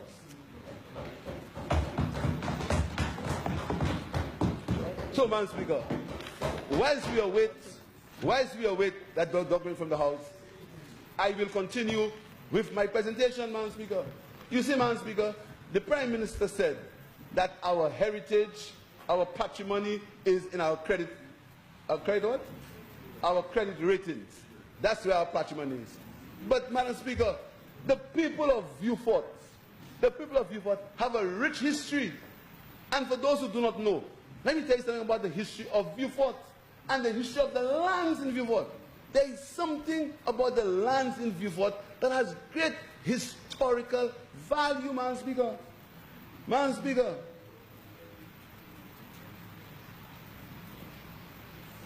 Beaufort was the site of the first European settlement in 1605. It was the site of the first sugar mill in this country in 1763. It was the site of important migrations from India and Barbados and to work in the sugar factories in the late 1800s and 1900s. It was the site of U.S. Beanfield airfield during World War II. The lands of many Beaufortians were lost during that time. Eventually, it was George Charles, as Chief Minister in this Labour Party, who regained the 500 acres of land from the Americans in the early 1960s and began developing it by building a secondary school, etc. The first secondary school to be located out of Castries was built by George Charles in Beaufort. The people of Beaufort, Madam Speaker, have seen colonization. The people of Beaufort understand what is happening to their lands. The people of Beaufort have a right to guard their lands jealously. The people of Beaufort, Madam Speaker, they have a right to query when 900 acres of their land are given to one man for 99 years. They have a right, Madam Speaker. So you cannot say that because you believe that an investment is good, you can sit in your cabinet, sit and sign these deals, and refuse to discuss it with the people of St. Lucia. Sir John Compton, when he had the Hess Agreement, when John Compton was signing the Hess Agreement, there was people saying, why you giving Hess such a large area of land? Nothing as much as what you give in DSH. Sir John Compton, in his wisdom, came to this honorable house. He put the Hess Agreement on the table and he said, let us discuss it. Every elected member had a chance to discuss this agreement. And in the final analysis, everybody voted yes, even though some of them tear it up.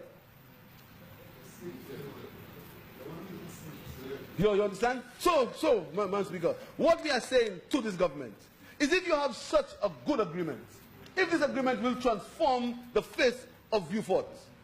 If we are so wicked, we do not want to have development in Beaufort.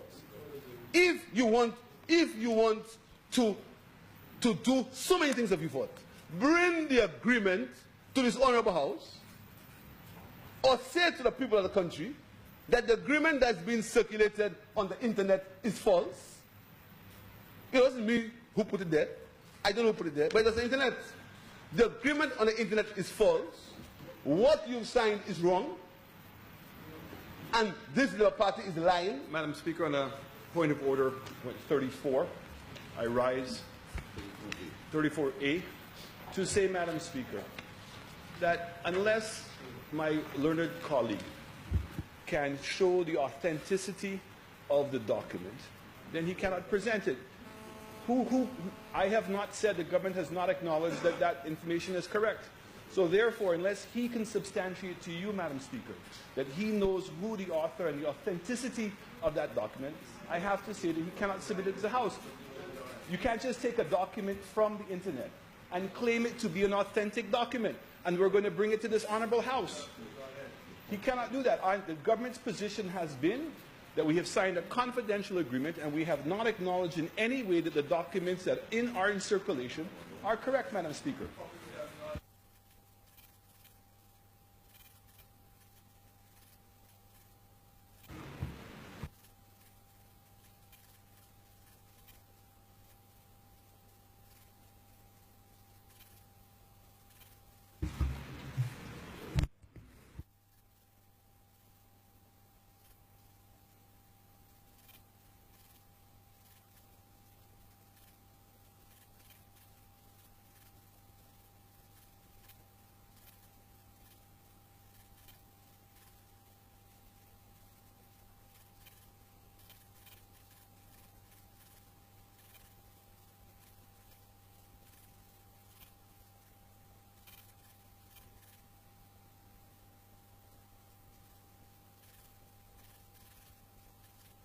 Do I continue?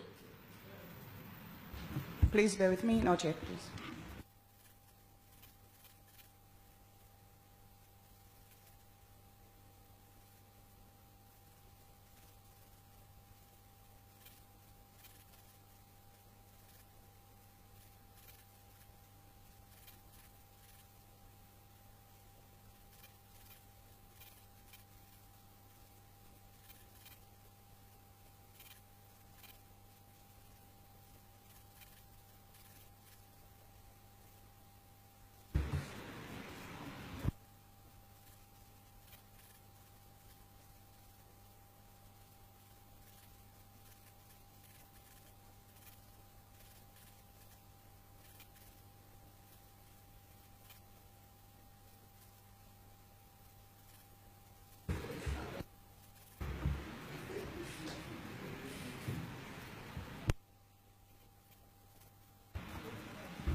Honorable Prime Minister.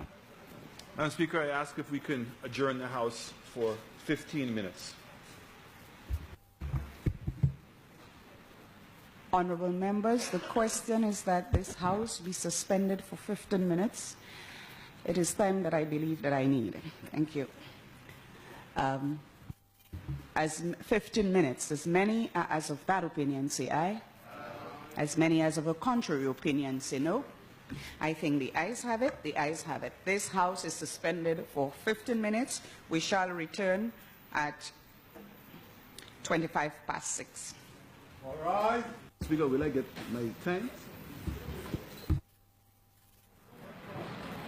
At this juncture, the House has gone for a 15-minute recess. So far, we have been hearing from the leader of the opposition, who is still into his presentation. So we'll be hearing from the leader of the opposition when the House resumes. Please stay tuned to the National Television Network for the resumption of the House momentarily.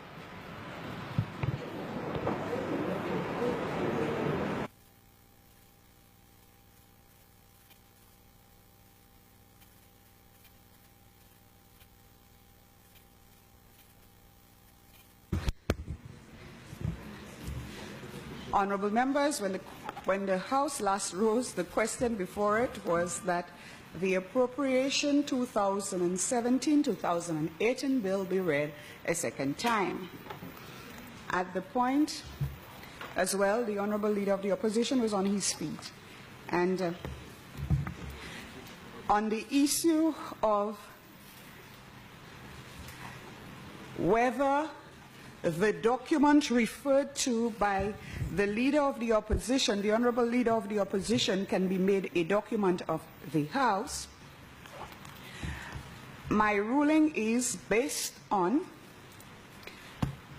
Erskine May Parliamentary Practice 24th edition, latest edition, which is 2011, which is an authority on parliamentary procedures.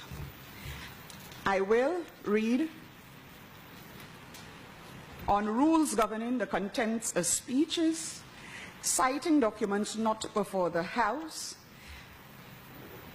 page 447, and I ask honourable members to bear with me because copies will be made available to you. So I'm reading from page 447, and I quote, "There is no rule to prevent members not connected with the government from citing documents in their possession, both public and private, which are not before the House, even though the House will not be able to form a correct judgment from partial extracts.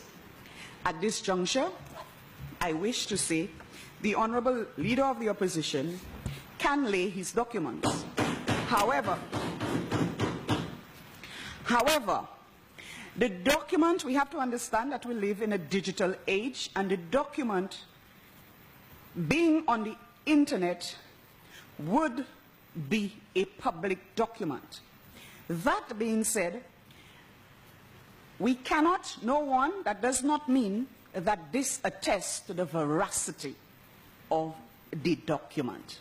But the document will be laid and it will be accepted. Honourable Leader of the Opposition, you are now due to finish at 7:15. Please proceed. 7:30. Sorry, 7:30. At 7:30. Please proceed. Thank you, Madam Speaker. Madam Speaker, during... my apologies, sir.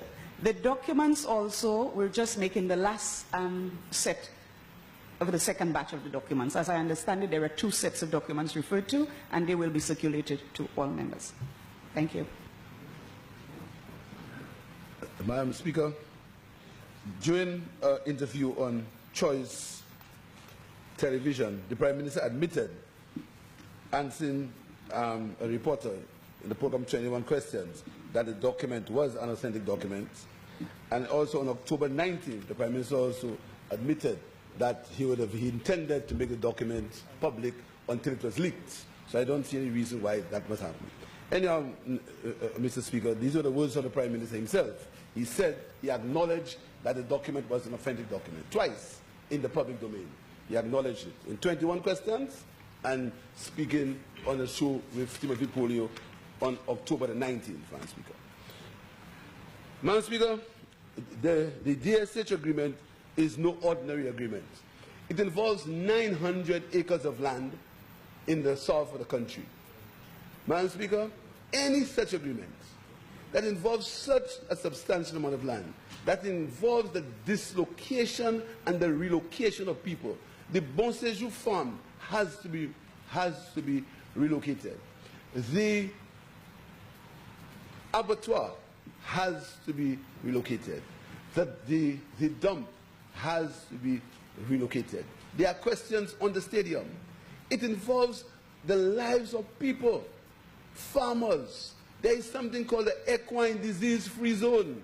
And I want everyone to go on to check Mr. Google and see what's the meaning of equine disease-free zone. Madam Speaker, this government refuses to explain to people how the equine disease-free zone will affect the farmers in the area.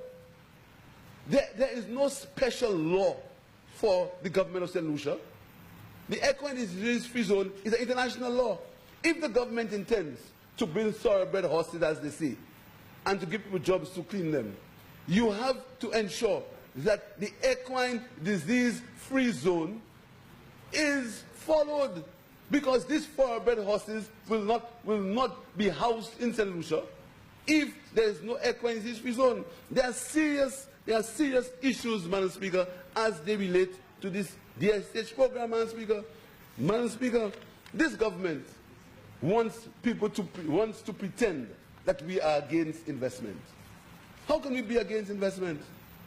We, in between 2006 and 2011, there were the most investments in terms of hotels in the history of St. Lucia. Many hotels were built during that period. That was the greatest number of hotel rooms built in the country between 2006 and 2011. Between 2000, sorry.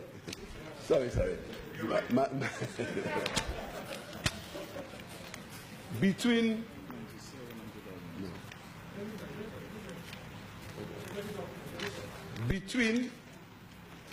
during that period, Madam Speaker, when we were in government, that was the most hotel rooms ever built in the country.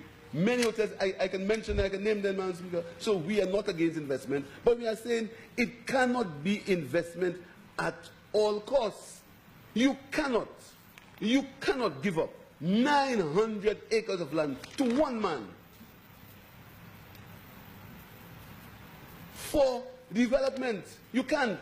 Why can't you develop it in sections? But you say the only thing you've approved is the racetrack. But as you've only approved the racetrack, but you've given up the other 900 acres. Why do you have to give up the other 900 acres if you've only approved the racetrack? That can't be right, Madam Speaker. It cannot be right, Madam Speaker. Madam Speaker, an agreement has been signed. The agreement has been signed. The Prime Minister hasn't said that is not the agreement. And there are many aspects of that agreement that we are concerned. We are concerned, Madam Speaker. I will start with the CIP part of that agreement, Madam Speaker. This agreement, the government agrees to amend the CIP regulation to include investment in a mixed-use tourism enterprise for real estate development, recreation, entertainment, etc., inclusive of thoroughbred purchases, so you can buy a horse and get a passport. It says, Madam Speaker, to amend the CIP legislation with respect to the removal of any limitation on the number of applications that can be received. For the promotion of the project, the government shall use its best endeavor to reduce the processing time for CIP applications. In any event, that is the anticipated post-approval processing time for the issuance of a certificate of citizenship would be approximately 5 weeks. But in the budget speech, the Prime Minister said that he was strengthening due diligence. But he signs an agreement that says he is reducing the time to 5 weeks. These are the concerns that we have with the project, Madam Speaker. We have other concerns on the escrow account, Madam Speaker. The master developer shall open a new bank account in his own name with a duly licensed international banking institution, not a bank in St. Lucia. He will take money from the sale of our passports and put it in an international banking institution outside of St. Lucia. It stipulates, it doesn't say an international banking institution, so you could say you could use the Bank of Nova Scotia. It stipulates outside of St. Lucia and shall designate such bank account as the escrow account. The monies received for investment in the project from CIP participants shall be deposited in this account and used in accordance with clause 7.2. And that is the investor that the Prime Minister says is so renowned and he has so much money. Listen to what 7.2 says.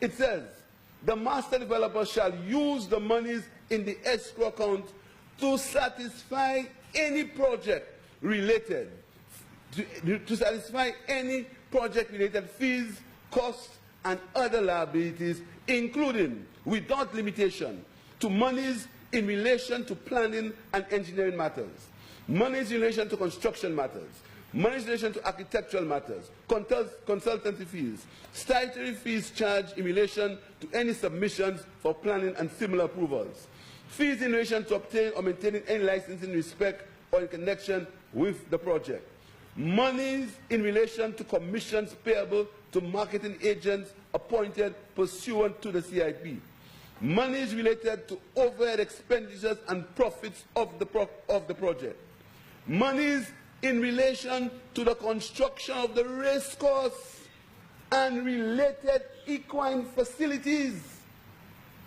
monies from the sale of our passports, monies in relation to construction of the race course. So to build the race course, you sell our passports to build the race course. Monies in relation to the construction of tourism and hospitality-related facilities. Monies in relation to construction of infrastructure, institutions, such as a school, place of worship, museum, and other public facilities within the project. Monies related to the training and education of equine staffing, train people to clean the horses. That's our passport money, Madam Speaker. Any other project costs. And that money is kept out of the country, you know. It's not money that you put in the bank in St. Lucia, you know. The developer stipulates and the government agrees that you must keep that money out of the country. Further, Madam Speaker, further. Following the completion, any funds remaining in the escrow account shall belong to the master developer, and the withdrawal process set out in this clause shall no longer apply. So he can collect all the change. It's his. Madam Speaker, that is what the Prime Minister doesn't want us to discuss. That's what he doesn't want us to speak about. Madam Speaker, how could an investment, how could you approve an investment? Never before, Madam Speaker, in the history of St. Lucia, that there has ever been such an investment, such provisions of any investment in this country, Madam Speaker. And listen to what is even more dangerous. Incentives and buyback. If within 24 months of the launch, fewer than 200 investors have invested in the project, the master developer, having diligently marketed the project, and the government has implemented incentives and or benefits pursuant to clause 10.2, the master developer may give written notice to the government to terminate this agreement and require the government to purchase all or any part of the land at the price purchased, the buyback notice. The provisions of this agreement, save for the buyback clause and any other clause contain arrangements between the master developer and its financiers which shall survive, shall terminate immediately upon receipt by the government of the buyback notice.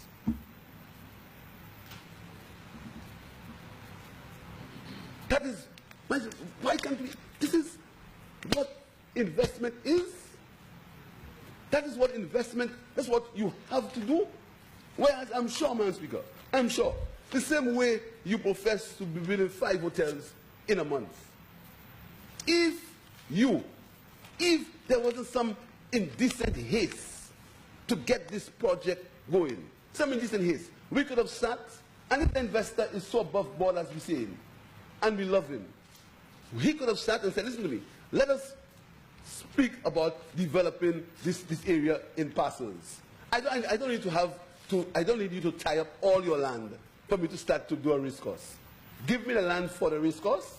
When the race course is over, we will do the land for the hotel, etc. But you must tie all. You must commit all, and then you say that it is only the race course you have approved, Madam Speaker. But Madam Speaker, it's even more serious.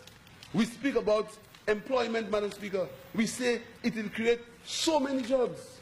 But listen to what we speak about the master developer and contractors.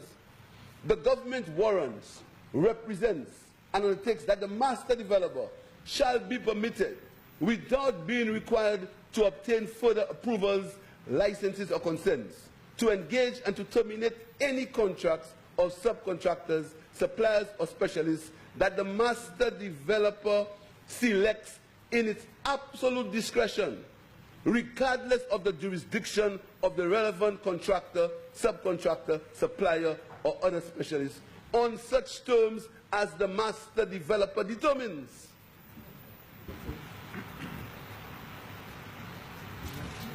The master developer shall be permitted to structure its agreements or arrangements with any contractors or subcontractors or the specialists. On a point of order, Madam Speaker, 4A, the member is speaking as if this is the authentic document.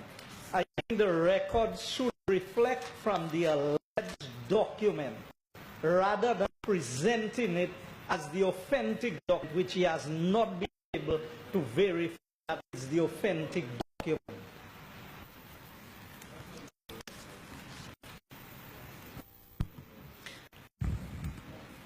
Yes. The document referred to, I started off by saying that there has been nothing to prove the veracity or the authenticity of the document. And Honorable Member of the Opposition, the point is taken that we will refer to the alleged agreement. That has not been denied by the Prime Minister. And that has not been denied by the Prime Minister in two public appearances. Mr. Madam Speaker, the alleged document. The government of St. Lucia agrees to waive and agrees to produce the waiver of statutory work permit fees and personal income tax for personal master developer domiciled in St. Lucia for the duration of the project, Madam Speaker. So all the jobs that you're speaking of is very possible, and there is nothing to stop the contractor from bringing all his workers, or the majority of his workers, from China. And we have history to follow that, Madam Speaker. The Grand Bahama in the Bahamas, that hotel, when it was built, Madam Speaker, there were problems, Madam Speaker, because too many foreigners were working on the project. So there's nothing in that agreement that says that you cannot bring a number of foreigners to work on that project, Madam Speaker. So, Madam Speaker, this agreement is a bad agreement. It's a bad agreement, Madam Speaker, because it does not serve. There is no equality in this agreement. It is too one-sided. The winner, the investor takes all. Why, Madam Speaker? Because we profess that we want to have a few jobs, Madam Speaker. Of course, we need employment. But you can't sell your soul you can't sell your soul for a few jobs. Where is your pride? Where is your patrimony? Where is your love for country? Where is your nationalism? How can you bend? How can you bend? How can you can submit so much for a few jobs, Madam Speaker? You have agreed already to take the taxpayers' money and to pay people to open artificial intelligence centers in St. Lucia. You do it, Madam Speaker. You must take the people in St. Lucia, take them in your confidence. Don't behave as if we have to sell our souls for a few jobs. We should not sell our souls for a few jobs. We should be a country of pride. Not because somebody comes in and says they want to give a few jobs, we have to sell everything, we have to give them everything. Look at the incentives that the government gives. Unheard of. Honourable Madam Speaker. So this DSH agreement, and my colleagues are going to deal with it more in better detail, Madam Speaker, because this DSH agreement is a bad agreement. We're saying to the Prime Minister, let good sense prevail. Let good sense prevail. And any investor would not want to be involved in a country where there is so much turmoil about an investment. The investment, we're supposed to want investment. We're supposed to encourage investment. There's not supposed to be so much conflict, so much confidence, and so many problems about an investor.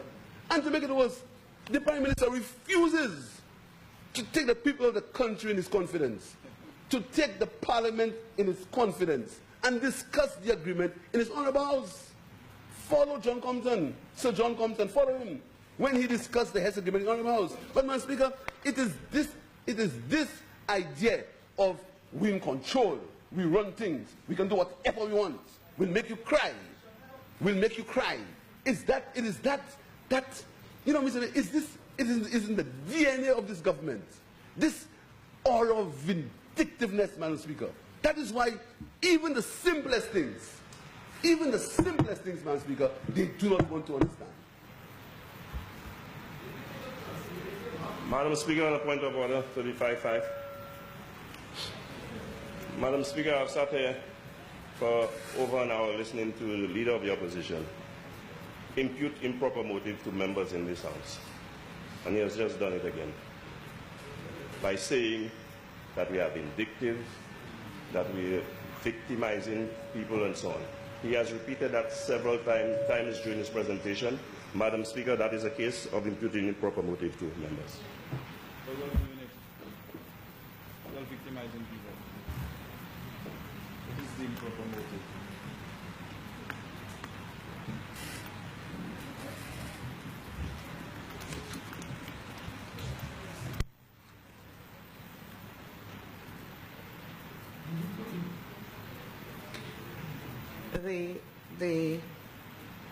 The order is that the member has risen on a point of order, yes, and he's explained what it is, and the constant reference to other members being vindictive, and was the phrase vindictive and victimizing. The victimization and vindictiveness, Honourable Leader of the Opposition, without more, if you cannot substantiate your allegations, please refrain from making a reference to members opposite being vindictive and victimizing and okay. Madam Speaker, if saying that 90% of the people can lose their jobs because they are supporters of their party is not being vindictive and victimizing, I want to know what is. But, Madam Speaker, this is my opinion, Madam Speaker, this is my opinion, and in my opinion, Madam Speaker, the government is vindictive and victimized me, in my opinion, and in my opinion, there is evidence to substantiate that fact, Madam Speaker, in my opinion. Okay, the reference to your opinion now is okay, sir, because you're now making it clear that it is your opinion. Continue. Madam Speaker, I rise once again on a point of order.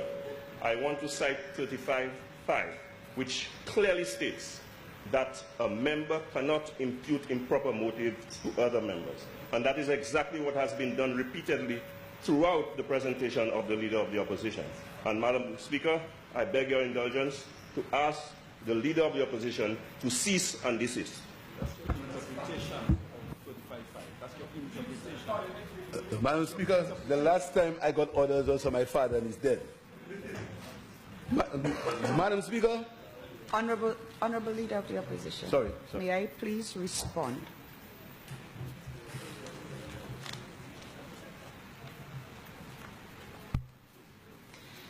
There is something quite different from saying, I just explained, Honourable Member from Grosley, that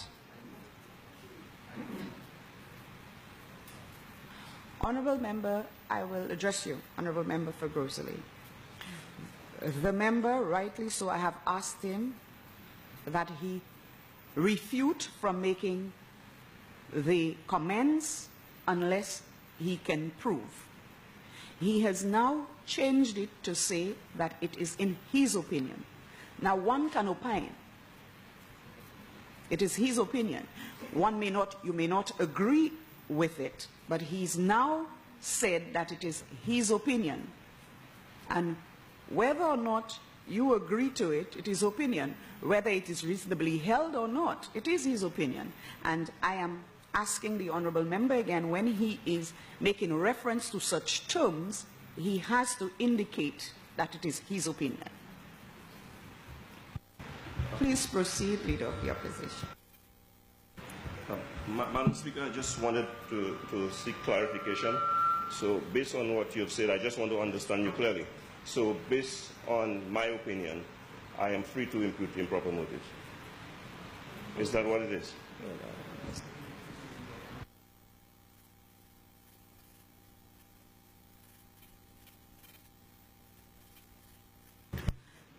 There is something quite, I will address it generally. There is a distinction to be made between saying now that, whilst I understand you, Honourable Member for Grosley, that the repetition of it constantly, and you have stood on a point of order now to bring it up, because it is the role of members to stand on points of order as you have done.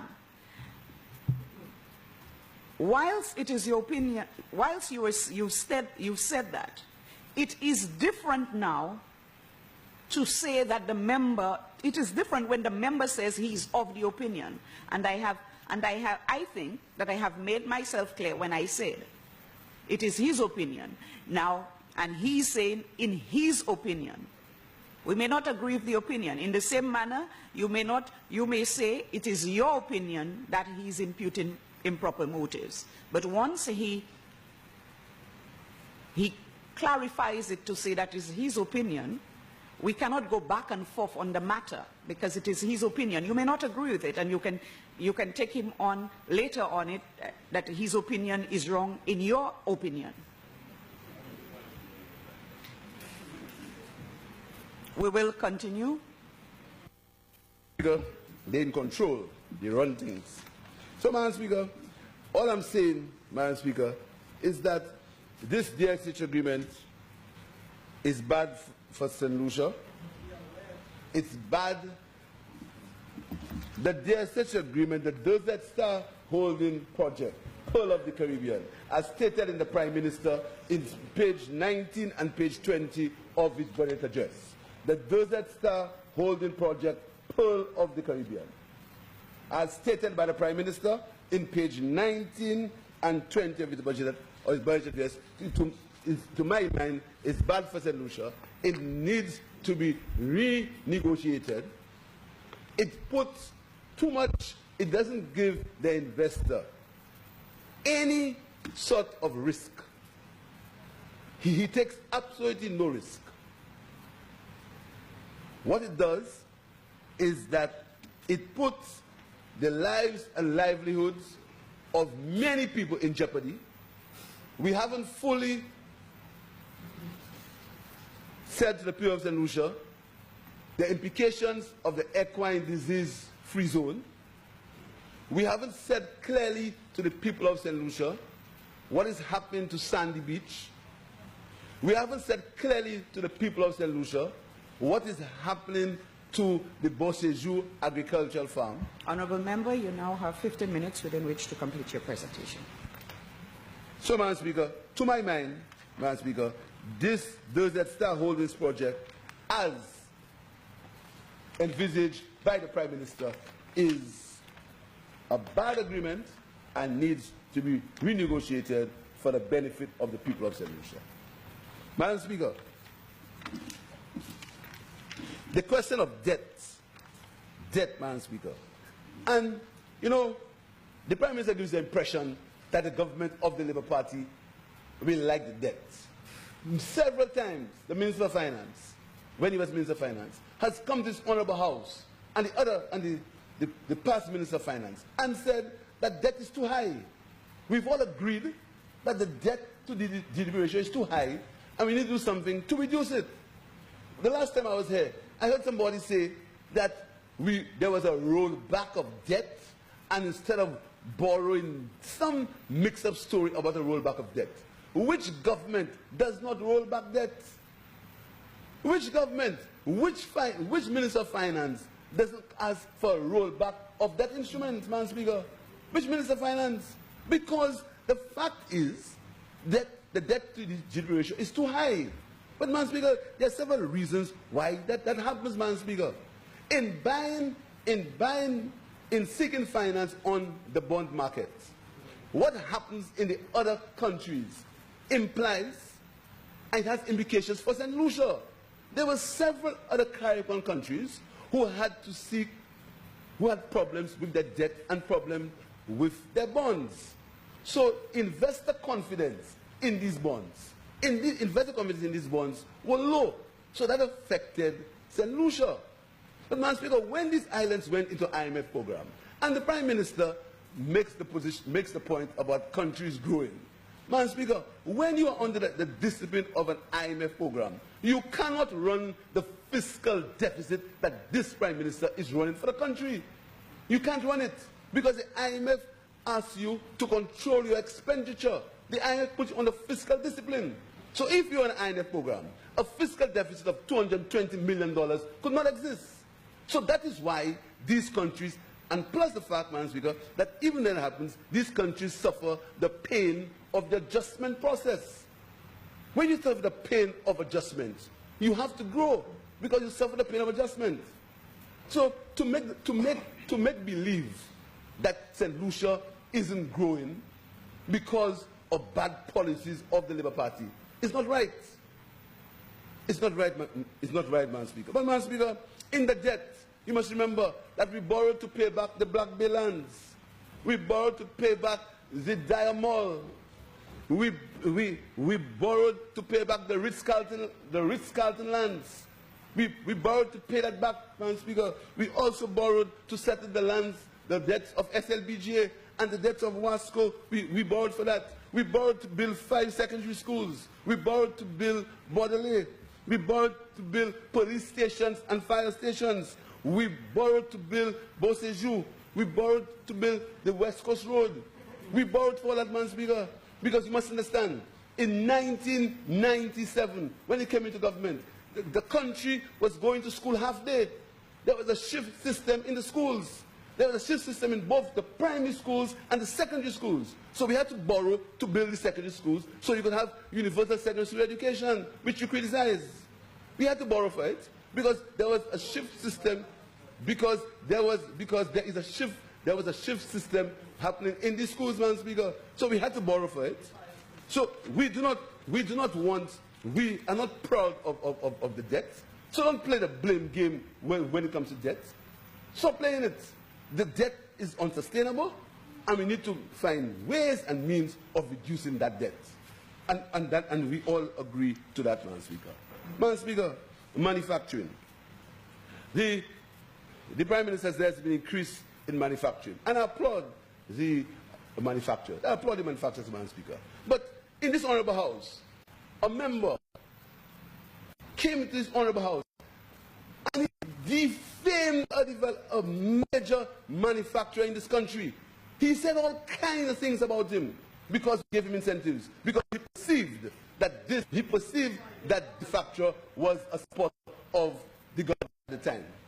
That is the environment.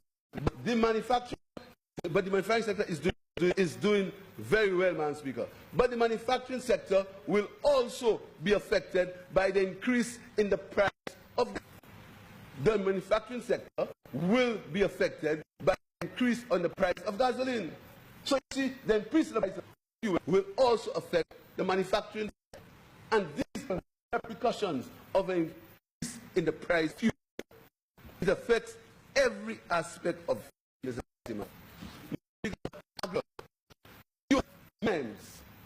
agriculture, nothing. But if you go to the Prime Minister's budget address and the estimates, you will see that the production of agriculture increased. You will see that the returns from agriculture increased, Madam Speaker. You will see that. But you get the impression from the government that the Labour Party did nothing for agriculture. Nothing. That agriculture was, it needed to take some, and when the return of a particular minister comes back, agriculture will be revived because it was dead. We, black Sikatoka, Madam Speaker, this minister, Madam Speaker, will go on record as being one of the best ministers of agriculture ever in the history of St. Lucia. And, Madam Speaker, we sit here and we talk about imputing improper motives, Madam Speaker. This minister, this former minister of youth, we came here and we imputed several things about his character. Several things about his character. We danced and right now, and we danced and we played about it. It was implying certain things about his character and the national lottery funds, Madam Speaker. Several things. And you talk about imputing improper motives, Madam Speaker. When you start to speak, you'll see about imputing improper motives. Each one of you, your job is to impute improper motives. That's what you do all the time. But, Madam Speaker, this Minister of Youth Development, Madam Speaker, has made his mark in the Ministry of Youth Development. This minister has, Madam Speaker, this minister has produced for the young people of St. Lucia, and his contribution to youth and sports, Madam Speaker, will go down as one of the best contributions ever done in the Ministry of Sports. And we have full confidence in the ability and the integrity of member for their enough, Madam Speaker. But, Madam Speaker, my constituency of Cassis East, we expect to be victimized. We expect to be victimized. They expect that we will not, the parliamentary rep will be marginalized. We expect the parliamentary rep not to be given anything. We expect that. But the people of Cassis East, they are resilient people. They understand what happens when we're in opposition. We were in opposition before, and the same thing happened. It's as if it's the same template. Exactly the same template. It's been played over. The people of Cassis understand that. They know that. They are expecting it, and they're going to live with it. And when the time comes, they will do what they have to do, as they've always done. So, Madam Speaker, all of us in this House, we suffer from the same issue. Our seats are marginalized. People who have lost elections are given resources. People who have lost elections are sent on tours with other people. I want to make one point, Mr. Speaker. Some people want to give that impression that when they were in opposition, the government did nothing to them. There are letters on the record where the Ministry of Infrastructure, when I was minister, I wrote certain members of the opposition to ask them to, certain members of the opposition, to ask them for things for the constituency. And they refused to respond. They never responded. And now they sit in the Honourable House and say how they were victimized, Madam Speaker. You understand? But you know, the strange thing with lying is you must continue to lie all the time. That's the strange thing with lying, Madam Speaker. So, Madam Speaker, in conclusion, Madam Speaker, this budget, Madam Speaker, is a budget of hopes. It's a budget of dreams. It's a budget that speaks to 5 hotels. It's a budget that speaks to the changing of view thoughts. It's a budget that speaks to all kinds of plans. It's not rooted in the consciousness of the people of St. Lucia. It's not a budget that states it has confidence in the ability of the people. It's not a budget that says the people shall work and develop the country. It depends too much on people from outside. We love foreign investment. We want foreign investment. But it cannot be, you cannot hang all your hopes and aspirations on foreign investment. This budget speaks nothing about the local indigenous entrepreneur. It speaks nothing about the small hotelier. It speaks nothing about the small businessman. It speaks nothing about small and medium-sized enterprises. I know that the Minister of Commerce wants to do something about the small and the SMEs. But this budget doesn't speak directly to anything for the small and medium-sized enterprises, Madam Speaker. Madam Speaker, there's a lack of clarity in the proposals of this budget. This budget does not say in any serious way what the government intends to do on the serious issues that confront the economy. It says all the time that you will hate later. On all the pages of the budget, Madam Speaker, what the government speaks to in the serious points is that you will hear from us later. You'll hear about personal income tax later. One more minute, Honourable Leader of the Opposition. One more minute. So, Madam Speaker, it is my opinion that this budget will not meet the expectations that the Prime Minister expects it to, Madam Speaker.